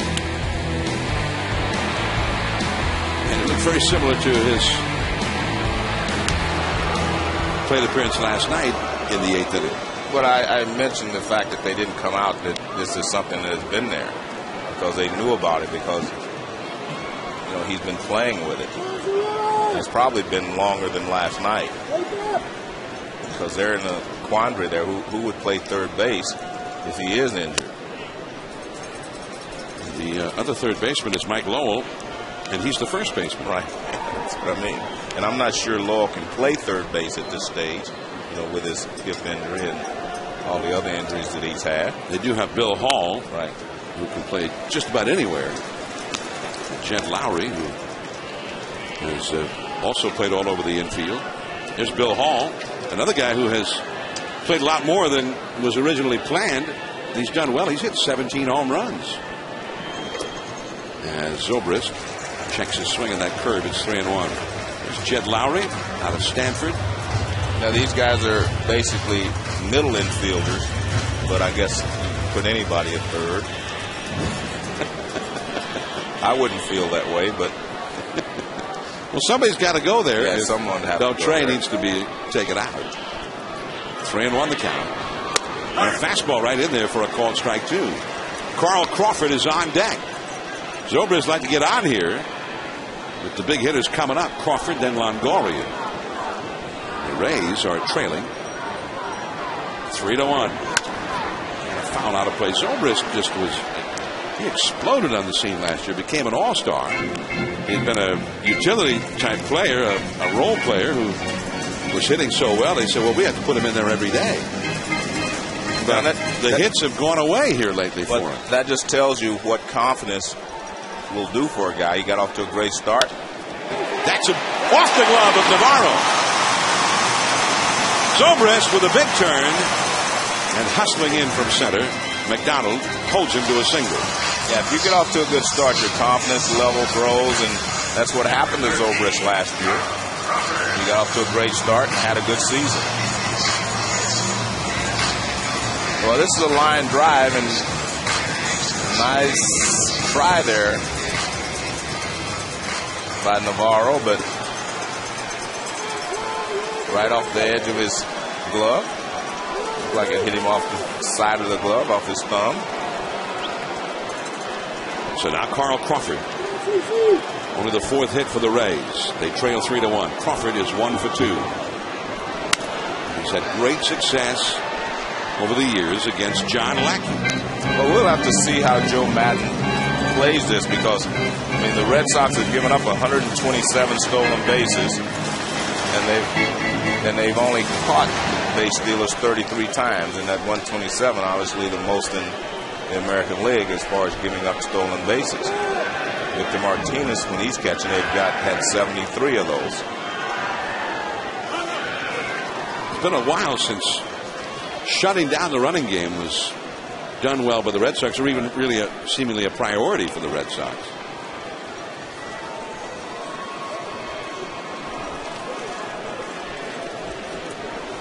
Crawford, he just hit him with the bat there, Joe. Martinez looking over to the dugout. See if they want to pitch out. Yeah. Well, I think he ought to steal now. See if he can throw. Just hit him in the shoulder with the bat. If you were on first base right now, wouldn't you think, well, that's the time to go? If you saw that? Well, it's a good time to go anyway. I mean, the Red Sox have only stolen 46 bases themselves and given up 127. You don't just often see that just between pitches. Guy gets nailed. That ball is hit deep. Right center field. Gone! A home run. It's tied up.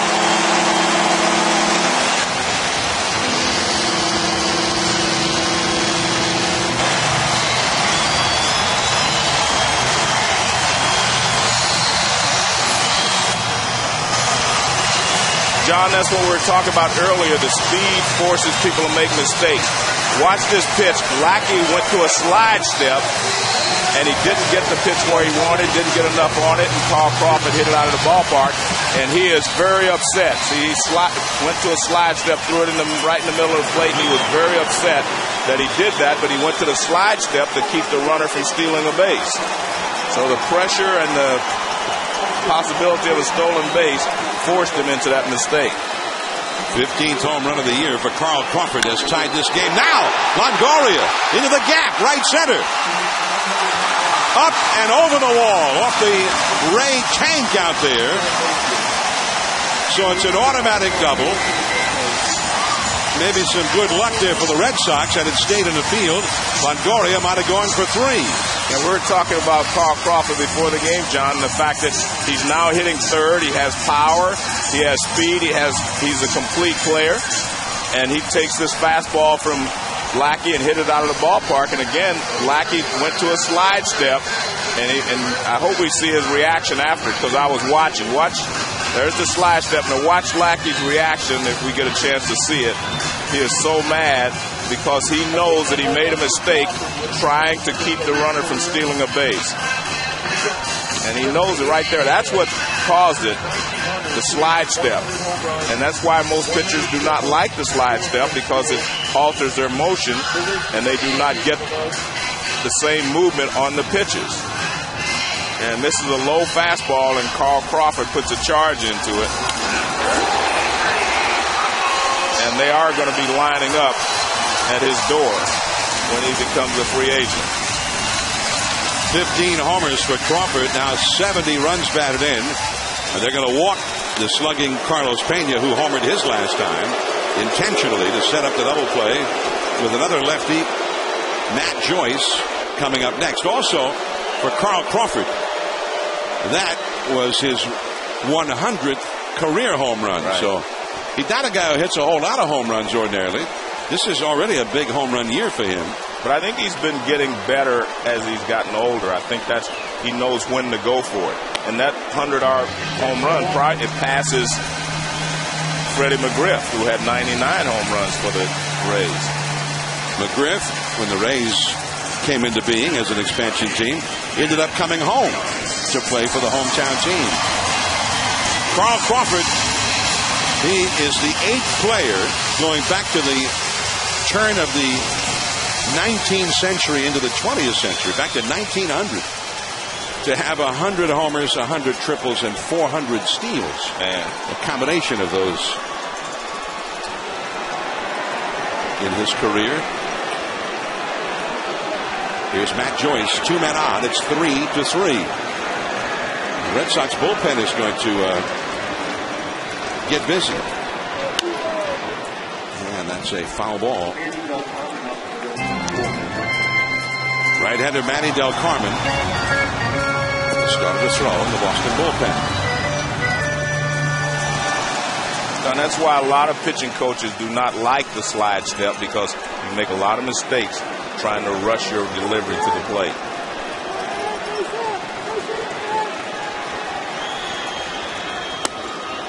Well, I guess we have to blame Vince Coleman, people like that, Willie Wilson.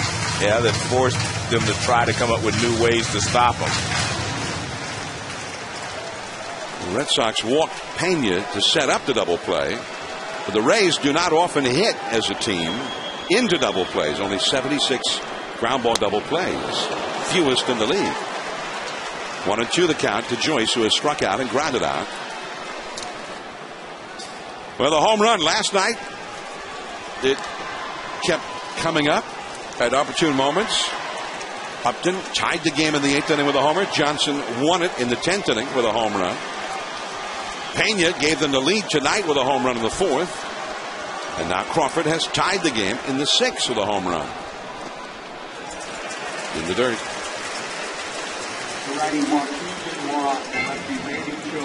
Also now, the Rays bullpen is busy.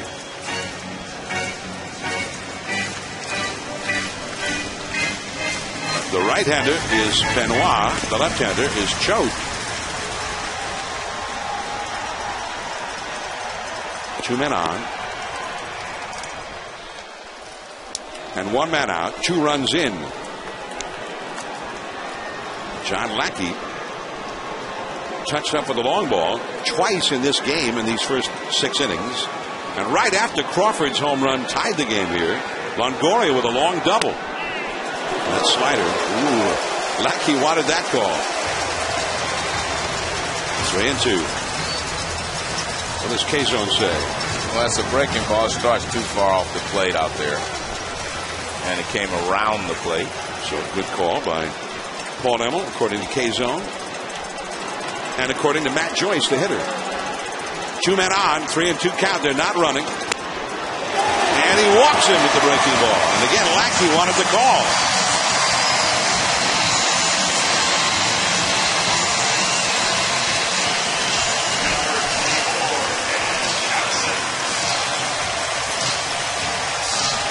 Well, we'll take another look. That one even starts further off the plate. And it wasn't even close. The other one at least was close. That wasn't close.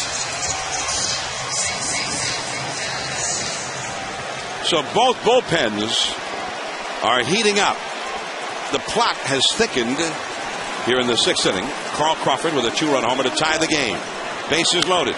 And a pop foul out of play. As Dan Johnson, last night's hero, is at the plate. Well, he struck Johnson out twice so far in this ball game, and he needs another strikeout here. Okajima, the left-hander, just back from the disabled list, has joined Del Carmen, the right-hander in the Boston bullpen. 5 straight Rays have reached base. 2 runs in, bases loaded. Off the outside. A nice pitch by Lackey, though. That ball started toward the outside corner and moved away. And if Johnson would have hit it, he probably would have got the ground ball he wanted.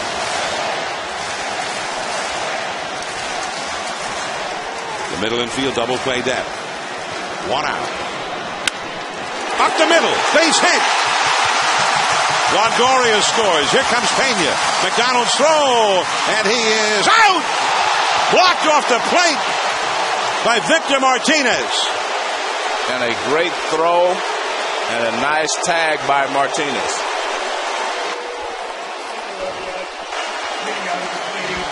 And the throw is right on target. Nice play by Lowell to let it go. And you can see his right foot goes right into his left thigh. He was blocking the plate and he did block him off, but he slid right into his left leg.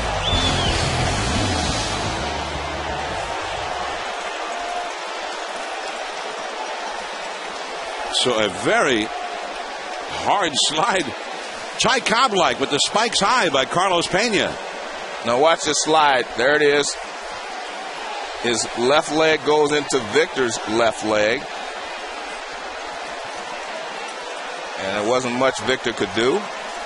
And if you're blocking the plate, you know, the base runner has to try to get there any way that he can. Friday night, B.J. Upton got sent home early on. And well, but DJ tries to go around him here, and there's no way to get around him. He tried to go around him and tag, but Carlos Peña tried to go through him. And here comes Peña, just goes right into him. And when you're blocking the plate, to be honest with you, you are fair game. There's not a lot that the runner can do. I mean, he's got to go right into you. Well, Martinez is okay. The Rays have gone ahead. 1 run scored on the Johnson single. For the second night in a row, Johnson gets a big hit that has put the Rays ahead. For the second time in this series, Darnell McDonald has thrown out a Ray at the plate. Joyce at second, Johnson at first, B.J. Upton the hitter. High tight fastball. 1 ball, 1 strike. 29 pitches in this inning thrown by John Lackey. He had averaged between 12 and 13 pitches an inning for the first 5 innings, but 29 in this inning. The Rays have come storming back, a 3-run rally, and it's not over just yet. 2 men on, 2 men out. Upton is 0 for 2. It's interesting. He hit a home run off a curveball last night from Buchholz, but he is way off trying to handle Lackey's breaking balls.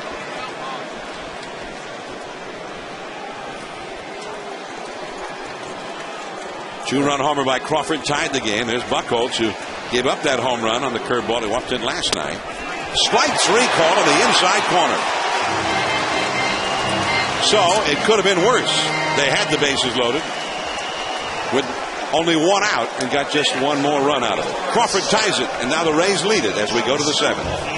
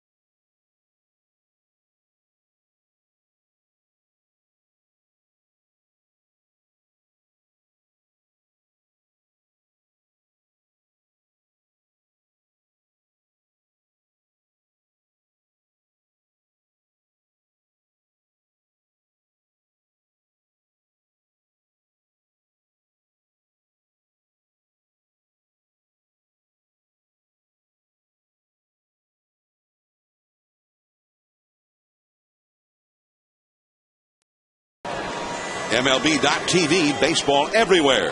Get over 100 live out-of-market games per week in HD quality where available on your computer. Visit MLB.TV for details. I'm John Miller with Joe Morgan. Oral Hershiser will be back with us next Sunday night. And now the Rays back ahead, leading 4-3. And the rookie, Yamaiko Navarro, who got his first Major League RBI with a single in the 5th inning, stands in. He tied this game with his RBI single in the 5th. Quickly behind James Shields. 0-2. And Shields, who has thrown 85 pitches in this game, may have a rather short leash. The Rays bullpen is getting ready. And a quick strikeout of Navarro. In fact, he had 83 pitches through 5 innings, and he's up over 100 pitches for this game now. Well, you see how much more effective Shields has been since Madden told us that he'd like to see him use more curveballs. He's been using his curveball very well, and the hitters are chasing it. That's a beautiful curveball. Starts in the strike zone and breaks out. And that's been his big pitch for success in the last few innings. 0-1 to Scutaro. He's averaged 102 pitches per start. He's gone as many as 121. He's shown 103 so far here. And this is very impressive. This seventh inning, his team has just come storming back to go ahead.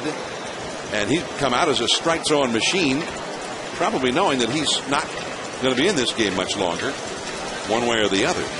J.D. Drew on deck. Scutaro, single homer run of the fifth. And that curve misses badly. 1 ball and 2 strikes. In the Rays bullpen, Benoit, the right-hander who has been sensational, and also the left-hander Choate, who's the only left-hander in the Tampa Bay bullpen.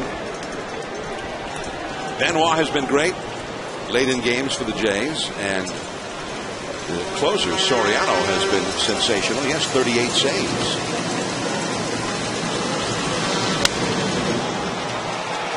Carl Crawford.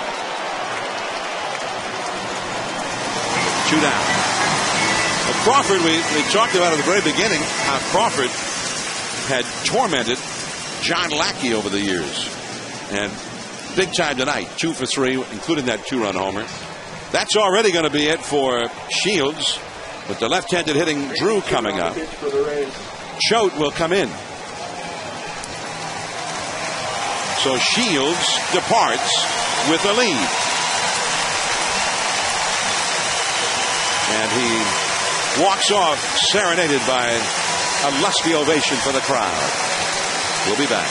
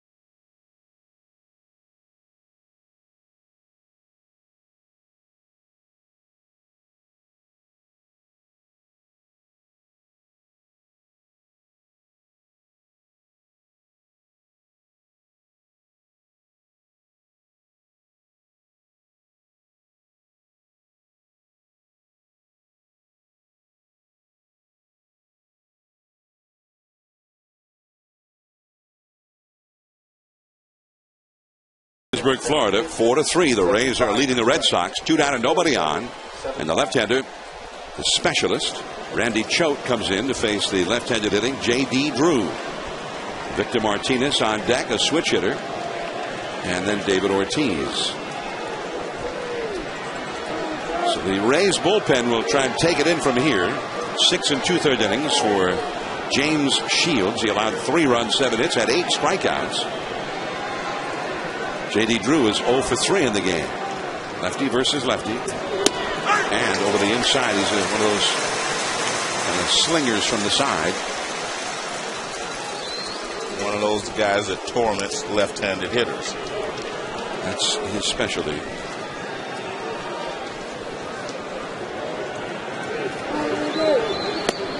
And a slider. A check swing and ruled a swing. Bruce Dreckman, the third base umpire, on appeal, says yeah. So it is 0-2. Drew 5 hits and 8 previous at bats against Choate.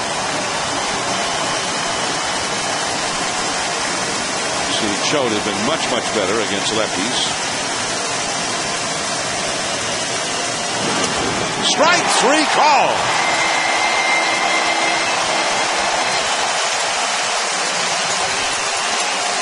Middle of the 7th inning. Bartlett and the top of the order. Jaso and Zobrist coming up. The Rays lead.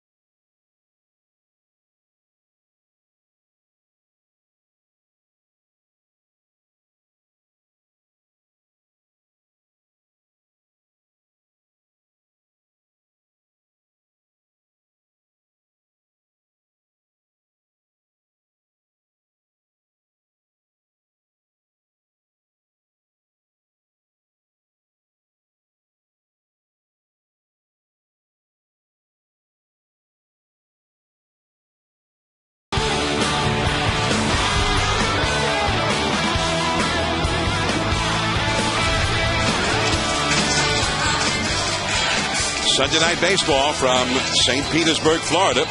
And the hometown Rays have taken a 4-3 lead, a 3-run 6th inning after Zobrist had singled. Carl Crawford launched one into the bleachers in right center. That tied the game.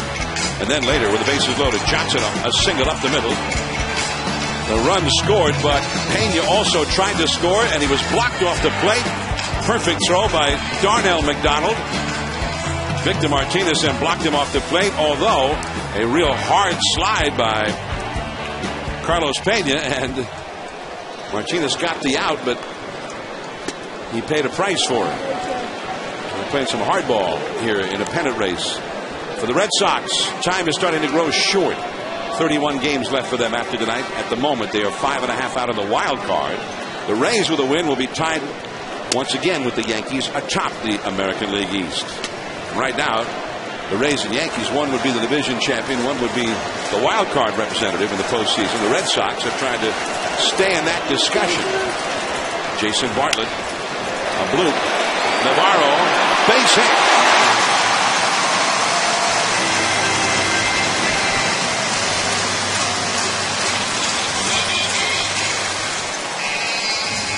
Boys and Girls Clubs of America is the official charity of Major League Baseball. reaching more than 4 million kids worldwide. Visit MLBGoBeyond.com to learn how you can help create a positive place for kids.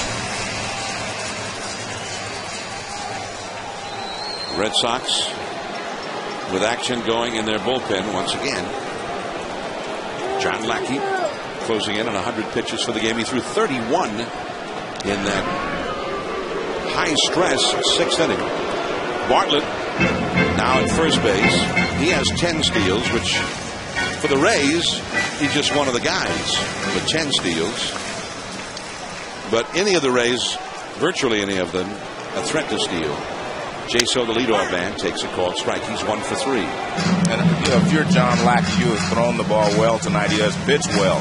And there's always one pitch that a pitcher would like to have back in a ball game. But I don't think it's the pitch. I think it was the execution of the pitch. The fact that he went into a slide step instead of making his normal delivery. That's what got him in trouble. Just missing with that fastball. And again, Lackey wanted that call from Paul Emmel. 1 ball, 1 strike.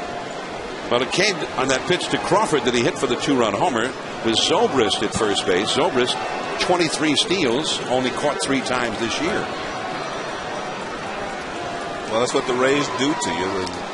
They force you to make mistakes, not just as they were running the bases and you make throws trying to get them. They force you into mistakes mentally. And that's what happened there. Lackey was just trying to get the ball to home plate too quickly. More concerned with the base runner than with the hitter. There goes the runner. Martinez throw. The tag, and he's out. Scudero with the tag.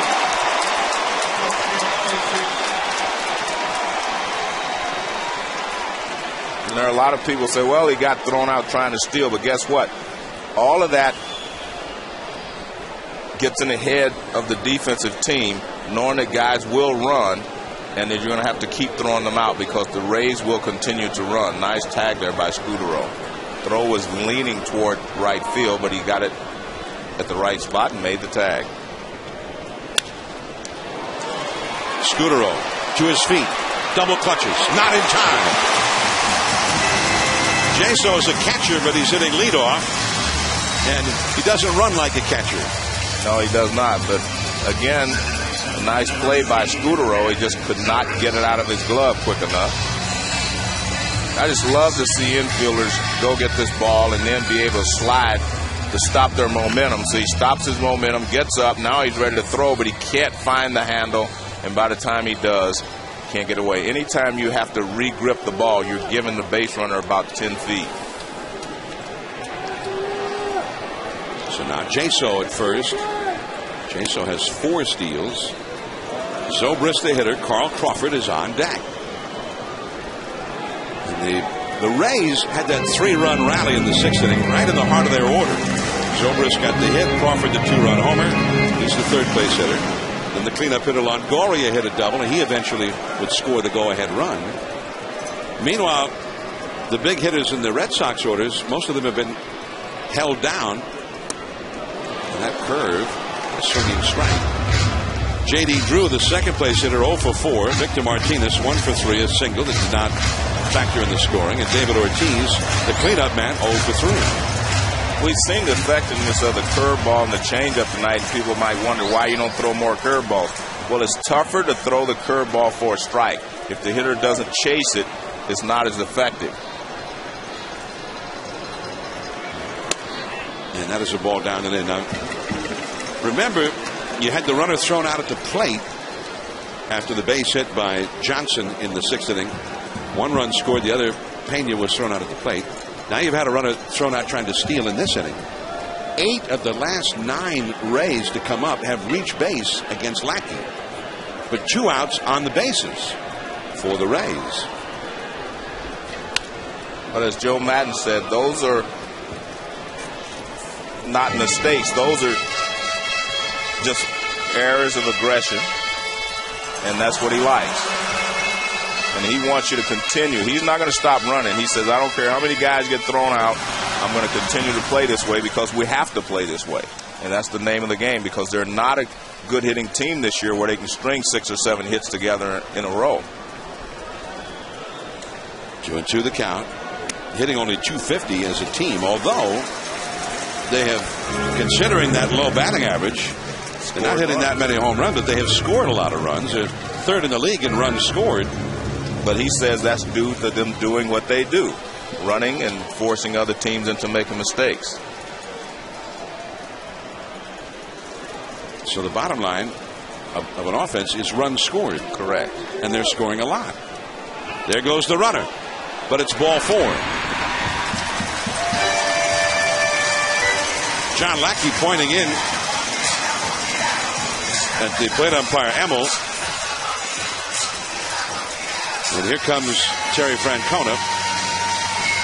So 9 of the last 10 batters against Lackey have reached base. And with the left-handed hitting Crawford coming up, the left-hander Hideki Okajima will come in. 2 men on, 1 man out in the 7th. And we'll be right back.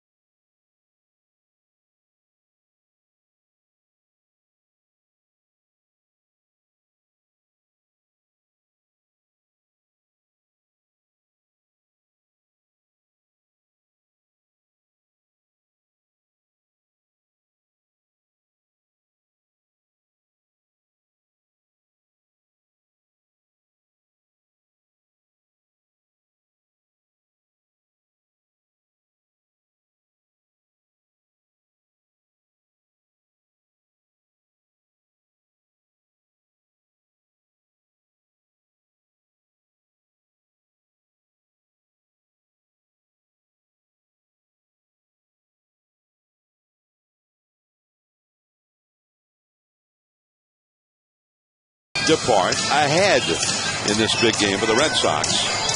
John, let's take a look at this last pitch. This is what I was talking about. It is tough to throw the curveball for a strike a lot of times if the hitter doesn't chase. That ball's not a strike. But that's why most pitchers went to the slider. It's easier to throw the slider for a strike than it is the overhand curveball because there's such a big break in the curveball. It is hard to gauge how high to start it or how low to start it. So John Lackey was using his curveball a lot lately, but he wasn't throwing it for a strike. And apparently he thought that he did because he pointed into Paul Emmel, the plate umpire, after the pitch. Emmel actually took his mask off. Yeah, but I don't think he was being hostile toward Emmel. He was just saying, that's a strike, isn't it, or something. I don't think he was really that upset about the call. But they had been at odds on several calls in the last couple of innings.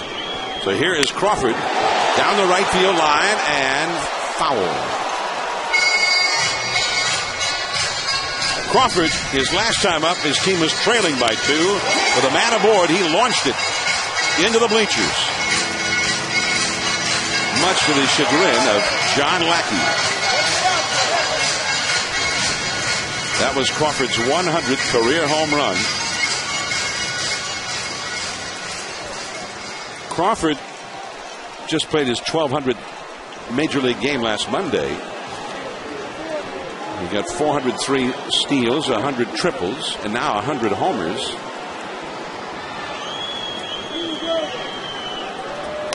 And the curveball outside. The last player who had at least 400 steals, 100 or more triples in his first 1,200 games was Ty Cobb. Now Crawford has the 100 homers to add to the triples and the steals.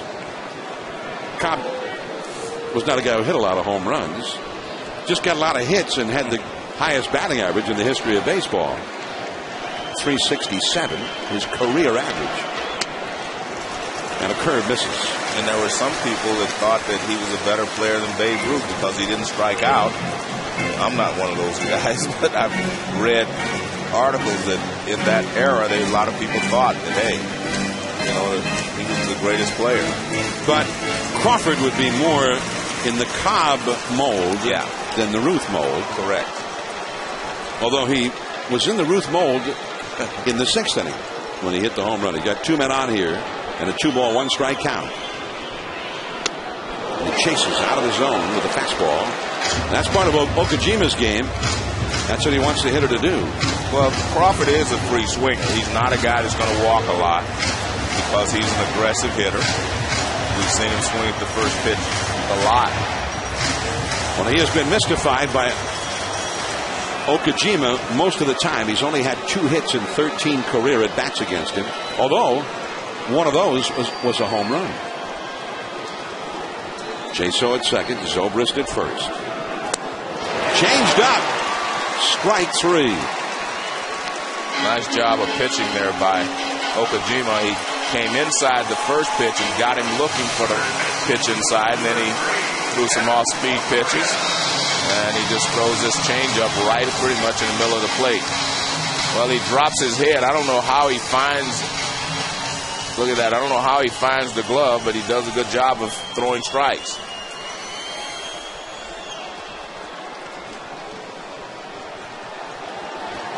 So 2 down, and here is Longoria. The last 8 games, the Red Sox bullpen has been lights out. The only run that allowed in that time was the game-ending home run by Dan Johnson last night.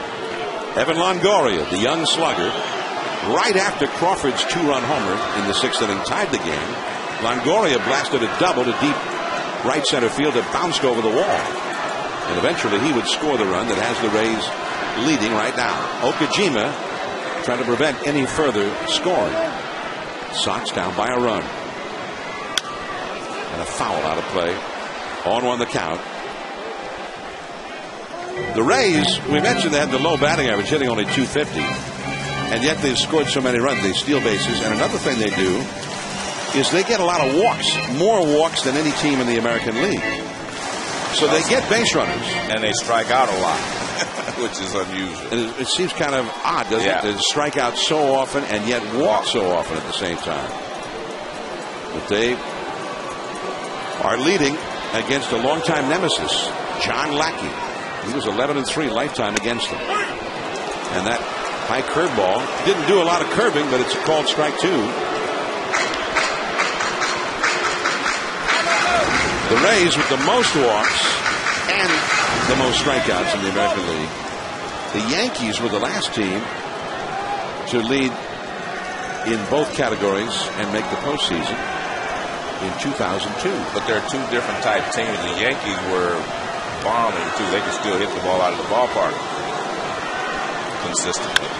Up the middle, base hit. Jaso heading home. The throw to third, not in time. The throw to second. He's safe. 5-3, Tampa Bay. The running Rays going full speed ahead all the way around.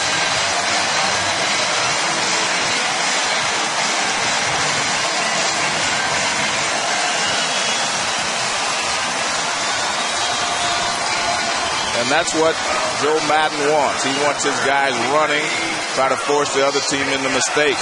And both of those runners were barely safe at each base. So, I mean, they had a shot. Good job of hitting that hanging breaking ball from Okajima off speed pitch. You see the throw to third, not in time. Back to second, close play, but Longoria's in there. And it's just a good job by the Rays. They're just running.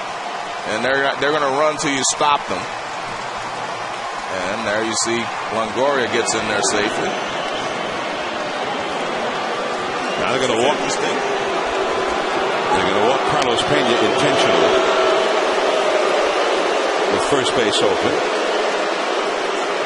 And they have the left-hander in the game, showing a great deal of respect for Carlos Peña, and I guess not so much for Matt Joyce. Well, Peña, we mentioned one of the lowest batting averages in major leagues, but he will hit the big fly, as he's done earlier, as he's hit one already in this ball game. 3-0. I saw a wild pitch on an intentional walk just a few days ago out in San Francisco. Yeah.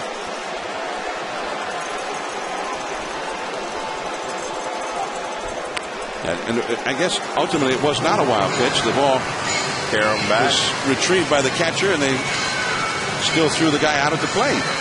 Although then the pitcher covering dropped the ball for an error. John Lackey, one of the inherited runners, has scored. Charge to Lackey. Atchison, the right-hander, up in the bullpen. Now, even though the Red Sox are in trouble here in this ballgame, to me they still have a good shot at making a run at this because they have such good starting pitching. Remember, the Rays have good starting pitching to match them. A lot of teams they're going to play do not have the starting pitching to match up against Boston's best starters. Man. He was sitting on it, got it, and tried to take it deep. J.D. Drew. The Rays leave them loaded, but they add a run. The big hitters are coming up for Boston. 6 outs left to them. Victor Martinez, David Ortiz, Adrian Beltre. 5-3 Rays.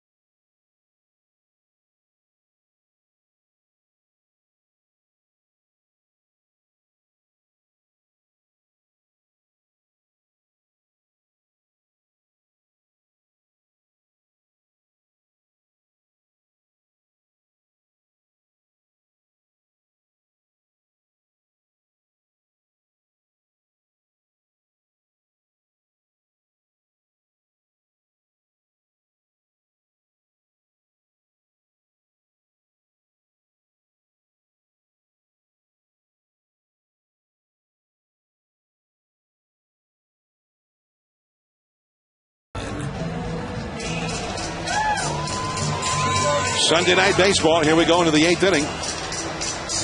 It is 5-3 Tampa Bay. All of those runs charged to the record of John Lackey, the Boston starter. And now Joaquin Benoit comes in from the Rays bullpen.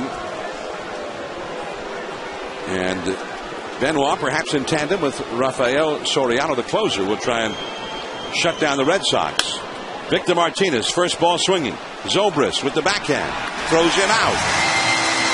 That's a very hot bat. Retired on one pitch. The last pitch that Benoit threw to Victor Martinez, Martinez hit into the seats last night. That was in the 8th inning. The game had been tied at 1. And then Martinez untied it. And this is last night. He got the high fastball, Joe. Yeah, he knows what to do with it. Although he's hitting much better from the right side. And he hit 2 home runs off of David Price on Friday. Here's David Ortiz. Benoit used to be with the Texas Rangers. And Benoit has resurrected his career here with the Rays. He had a very fine year for the Rangers in 2007. A big-time year. but has had lots of injury problems since then. John, I want a called strike. 1 ball, 1 strike to David Ortiz. John, I want to take a quick moment and wish fellow Hall of Famer Willie McCovey a speedy recovery. He had surgery last week, and I talked to him before I came on the road, and he was in good spirits, but it's going to be a long way back, and he's in rehab now. I'm sure he's watching us. David Ortiz, he was a big slugger, a la David Ortiz, and one of the all-time greats, 521 home runs. He ended up tied with Ted Williams on the all-time home run list. 1-2 the count to David Ortiz, who's 0 for 3 tonight with 2 strikeouts. Just off the outside. And we got a note today, John, that Bob Feller has been treated for leukemia, and that according to him, he's doing pretty well also. So good luck to Bob. He's also a fellow Hall of Famer. The 3rd oldest and longest tenured living member of the Baseball Hall of Fame. And he did say, we saw a quote from him today saying that he's feeling better than he has in weeks. There is Zobrist again. 2 down. We send our best wishes and our prayers to both Bob Feller and Willie McCovey, 2 of the all-time greats. Let's go to the studio now. Ryan Burr with a Sports Center right now.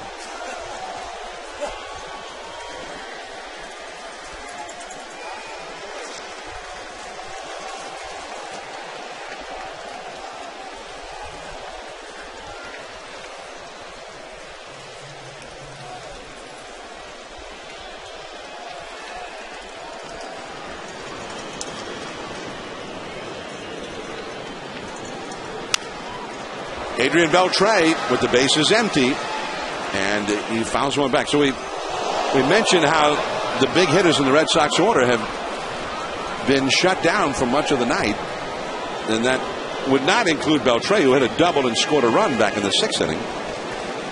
But Drew, Victor Martinez, David Ortiz have all been handled by Rays pitching, whereas Crawford, Longoria, Peña, the middle of that Rays order, have been very potent. They lead 5-3. 2 down, nobody on for Beltre. Change up in the dirt from a pitcher who missed the entire season last year after undergoing surgery to repair a torn right rotator cuff. Joaquin Benoit. And he has come back in a big way with a 1.52 ERA into this game. Right up to the moment, 48 innings pitched, 24 hits allowed. 64 strikeouts.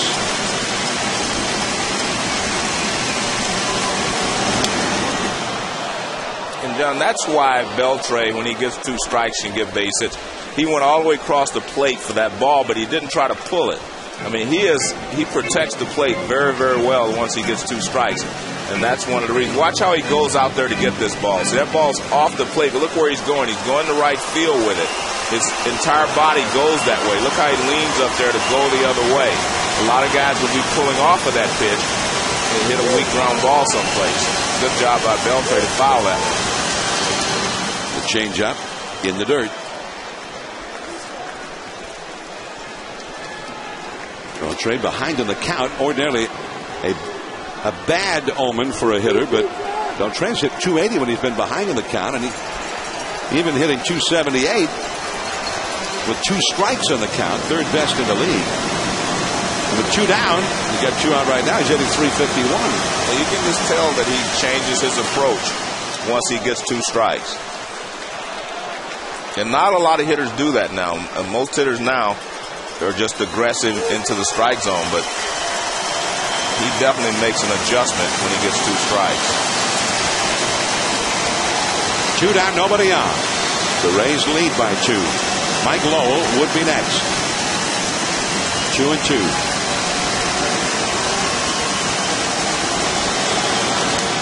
And he went to the slider, and he was able just to get a piece of that one.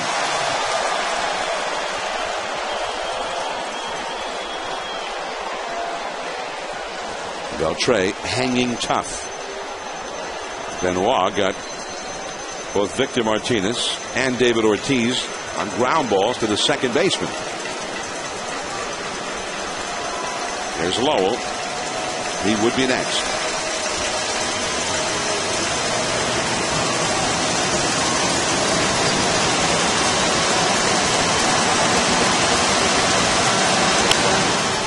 And that changeup, cold foul.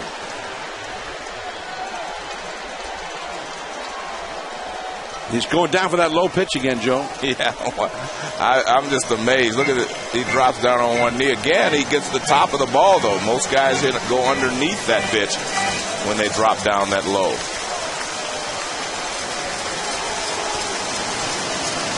I don't really know what the purpose of that is, but that's just his natural swing, I guess. High, lazy fly to Upton in center. And the Red Sox 3 biggest hitters in the lineup tonight go down in order against Joaquin Benoit. Last of the 8th, the Rays lead the Sox 5-3.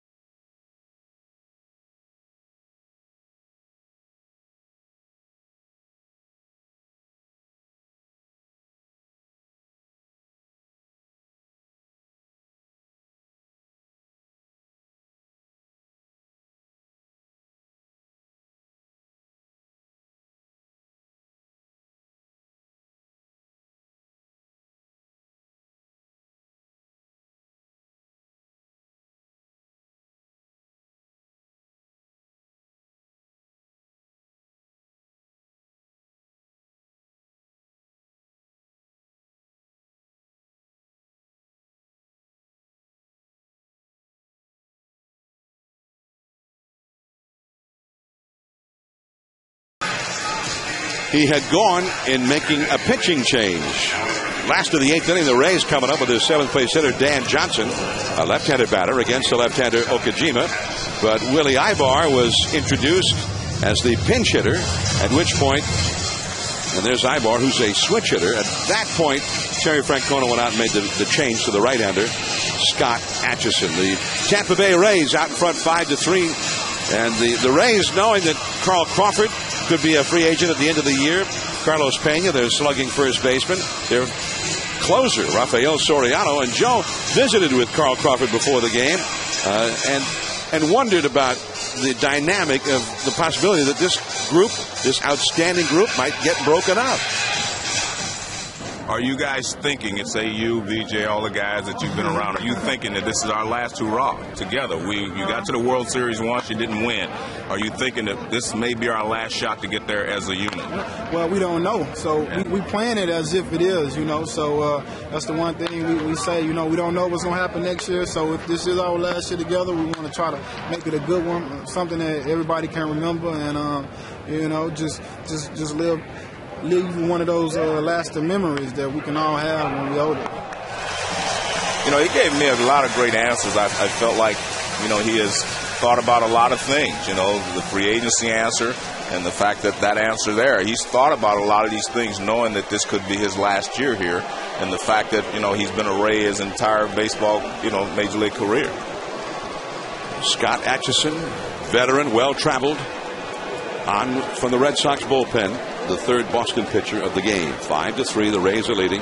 Ibar, a switch hitter, and a fastball up and away for ball one. Atchison came in last night and did not throw many pitches. He came out in the 10th inning, and the 8th pitch that he threw was hit out of the yard by Dan Johnson, and the game was over. Atchison is in his 31st game of the year. 44 and 2/3 innings, 41 hits allowed. He's also given up 7 home runs. A lot of home runs for a late inning reliever. A ball and 2 strikes now. And there is Rafael Soriano, the closer for the Rays, who has had 38 saves this year. Slider is foul tip. Soriano is #1 in the American League, most saves. And he's a free agent as well, John, at the end of the year. So this could be a completely different looking Rays team next year if they're not able to sign those free agents. That's a base hit to right field.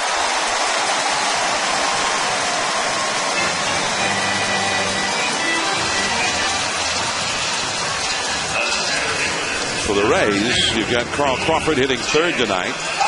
He could be a free agent. Carlos Peña hitting 5th, the home run leader, could be a free agent. And the closer leading the league in saves, Soriano. And make no mistake about it, if they go on the free agent market, they're going to have a lot of takers. Carlos Peña, who at age 12, his family moved from the Dominican Republic to the Boston area. So he was rooting for the Red Sox from a young age. When he was 12 years old, they moved to Haverhill, Mass. Crawford has been a player here since 2002 and has never played for anybody else. Peña was a guy who was well-traveled. We saw him years ago on Sunday Night Baseball with Oakland. He had a couple of home runs in Seattle. We thought, wow, that guy is, what a swing. But it didn't really ever happen for him in Oakland. And he bounced around. Got a shot here with the Rays when they were still not a very good ball club.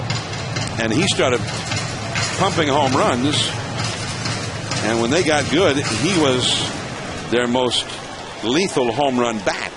Hit 46 home runs in 07. 31 the year they went to the World Series in 08. And 39 last year when he tied for the American League home run leadership with Mark Teixeira of the Yankees. B.J. Upton, 1 ball and 2 strikes to count to him. Carlos Peña eventually went to Northeastern University. But I'm sure, Joe, he's got a lot of fond feelings of his time here as well. Correct. He had been with Texas, Oakland, Detroit, even the Red Sox for a time. Got into 18 games with the Sox back in 06. Carlos Peña. There is Manny Del Carmen, the right-hander, up again in the Boston bullpen. Along the left field line. Terry Francona. Big game for the Sox. Only 31 left after tonight. And after this game, they go to Baltimore next. There's Scudero for 1 to first. 2, a double play.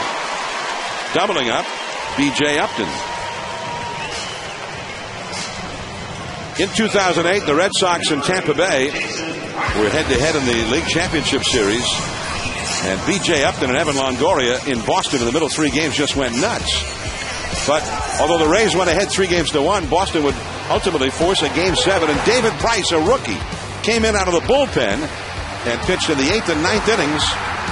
And he was the man who got the save as the Rays won the American League pennant. And I always felt that the Red Sox were so good, they had won the World Series the year before, that the young Rays almost looked at that as the World Series. Yeah. That I think They felt like they'd already achieved the ultimate, and then they went in against the fighting Phils in that World Series, and they really weren't the same team that we'd seen. The Phillies dispatched them in 5 games. So there is some unfinished business for the Rays. They got to a World Series. They'd like to do it again, and they'd like to win one. That's back to the screen by Jason Bartlett, the 9th place hitter. Tampa Bay ahead 5-3 in that League Championship Series.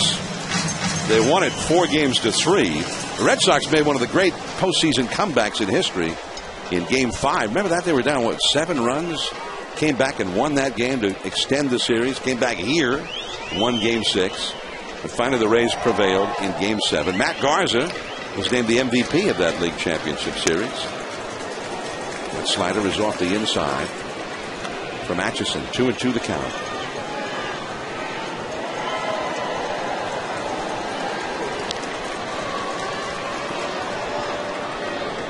The Rays hit 16 home runs in that League Championship Series in 7 games. Well, I think therein lies the difference between this team and that one, John. I don't think this team has the same power potential that they had at that point. You know, Upton got hot and hit a lot of home runs. He has not been able to duplicate that, you know, since. He's got 13 home runs this year. And Longoria has 19, so he'll probably hit over 20. Crawford has added a little more power to it, but this is not a power hitting ball club anymore. Shallow center, and Navarro called off by McDonald. So, last chance, 9th inning, and Rafael Soriano leading the American League in saves, and he will be summoned. Last chance for the Red Sox. Soriano about to make his entrance.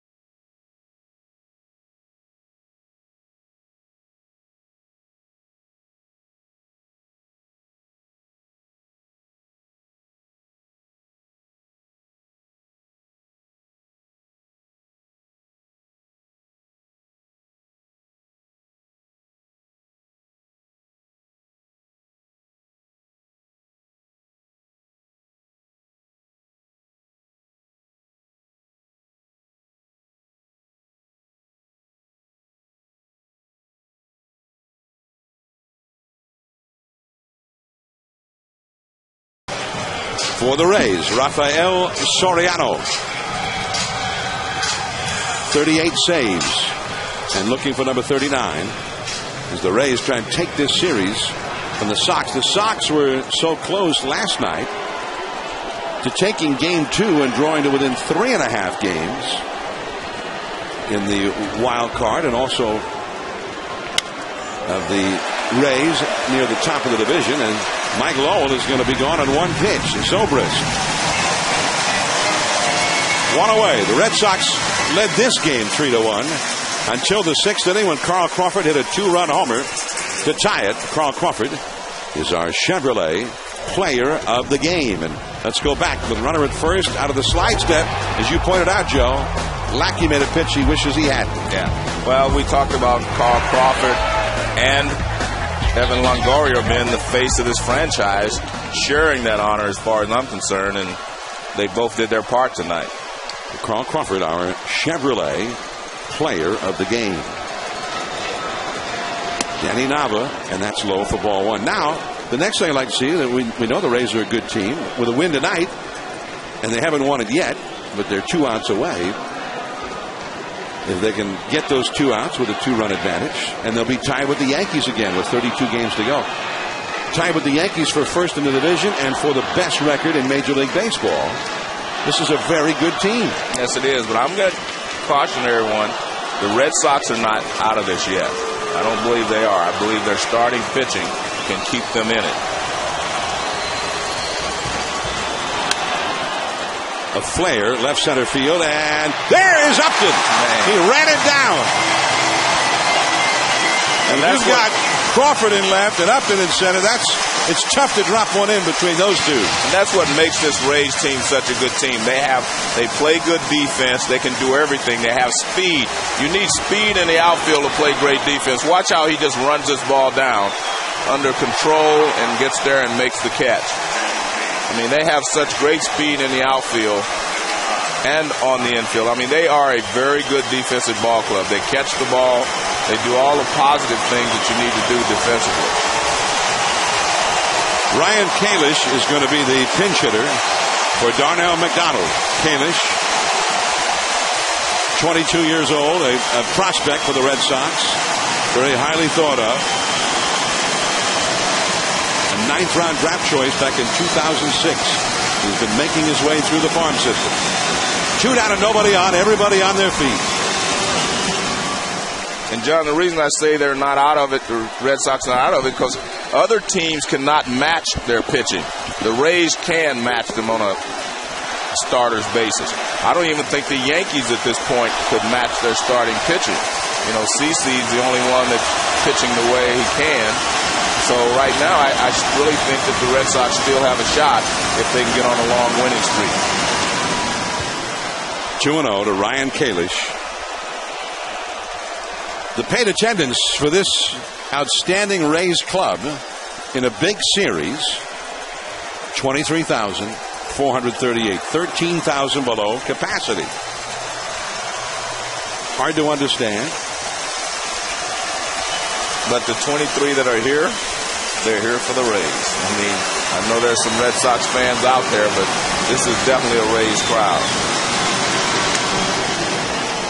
And these Rays fans have been giving us more cowbell here in the 9th inning. There's Dick Vitale is a Rays fan. He's a season ticket holder here. One of the great voices of college basketball on ESPN. There's a strike to Kalish. Jed Lowry has come out on deck. Joe Madden, who has taken this group of young players and put them together. It came out of nowhere, seemingly, to win the American League pennant 2 years ago. 3-1 the count. Got the high strike. 3-2. It's interesting. The last 2 pitches were just, I'm going to lob it in there for a strike as far as he was concerned. Those were not his normal fastballs.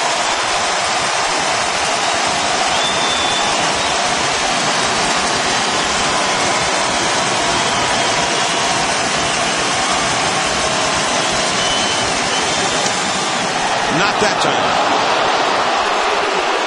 The Red Sox are still breathing. Jed Lowry will come up as a pinch hitter. Lowry, a switch hitter, has hit 3 home runs in 76 at-bats, and he is the possible tying run. Soriano has allowed only 3 home runs in 52 innings. B.J. Upton. Well, what he's telling everybody is keep the ball in front of them. Don't let anything get over your head. because that would put the tying run in scoring position. Keep everything in front of you. Although he's still playing pretty shallow, he's moved back a little bit. There goes the runner. They were not holding him. And there's a strike. Lowry has hit a big home run, and it was just 8 days ago against the Blue Jays, a game-ending home run in the 11th inning against the Toronto Blue Jays.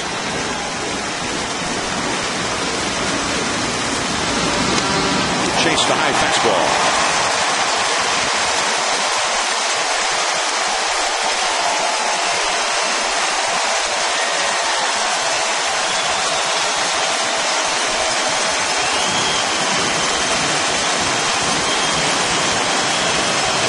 Two down, 2 strikes.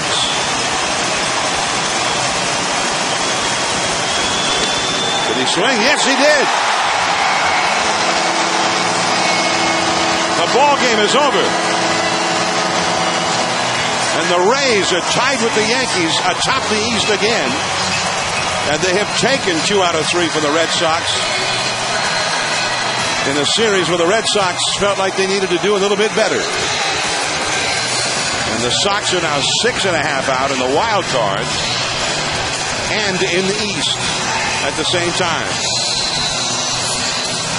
Tampa Bay Rays were down 3-1, and they came roaring back behind the hot bat of Crawford. Well, they also played the game the way that they play it, John. They were running all over the bases, putting pressure on the defense, and the fact that they do steal bases, in my opinion, that's the reason that Crawford got the pitch that he got to hit. So the Rays do what the Rays do, and they come up with another victory.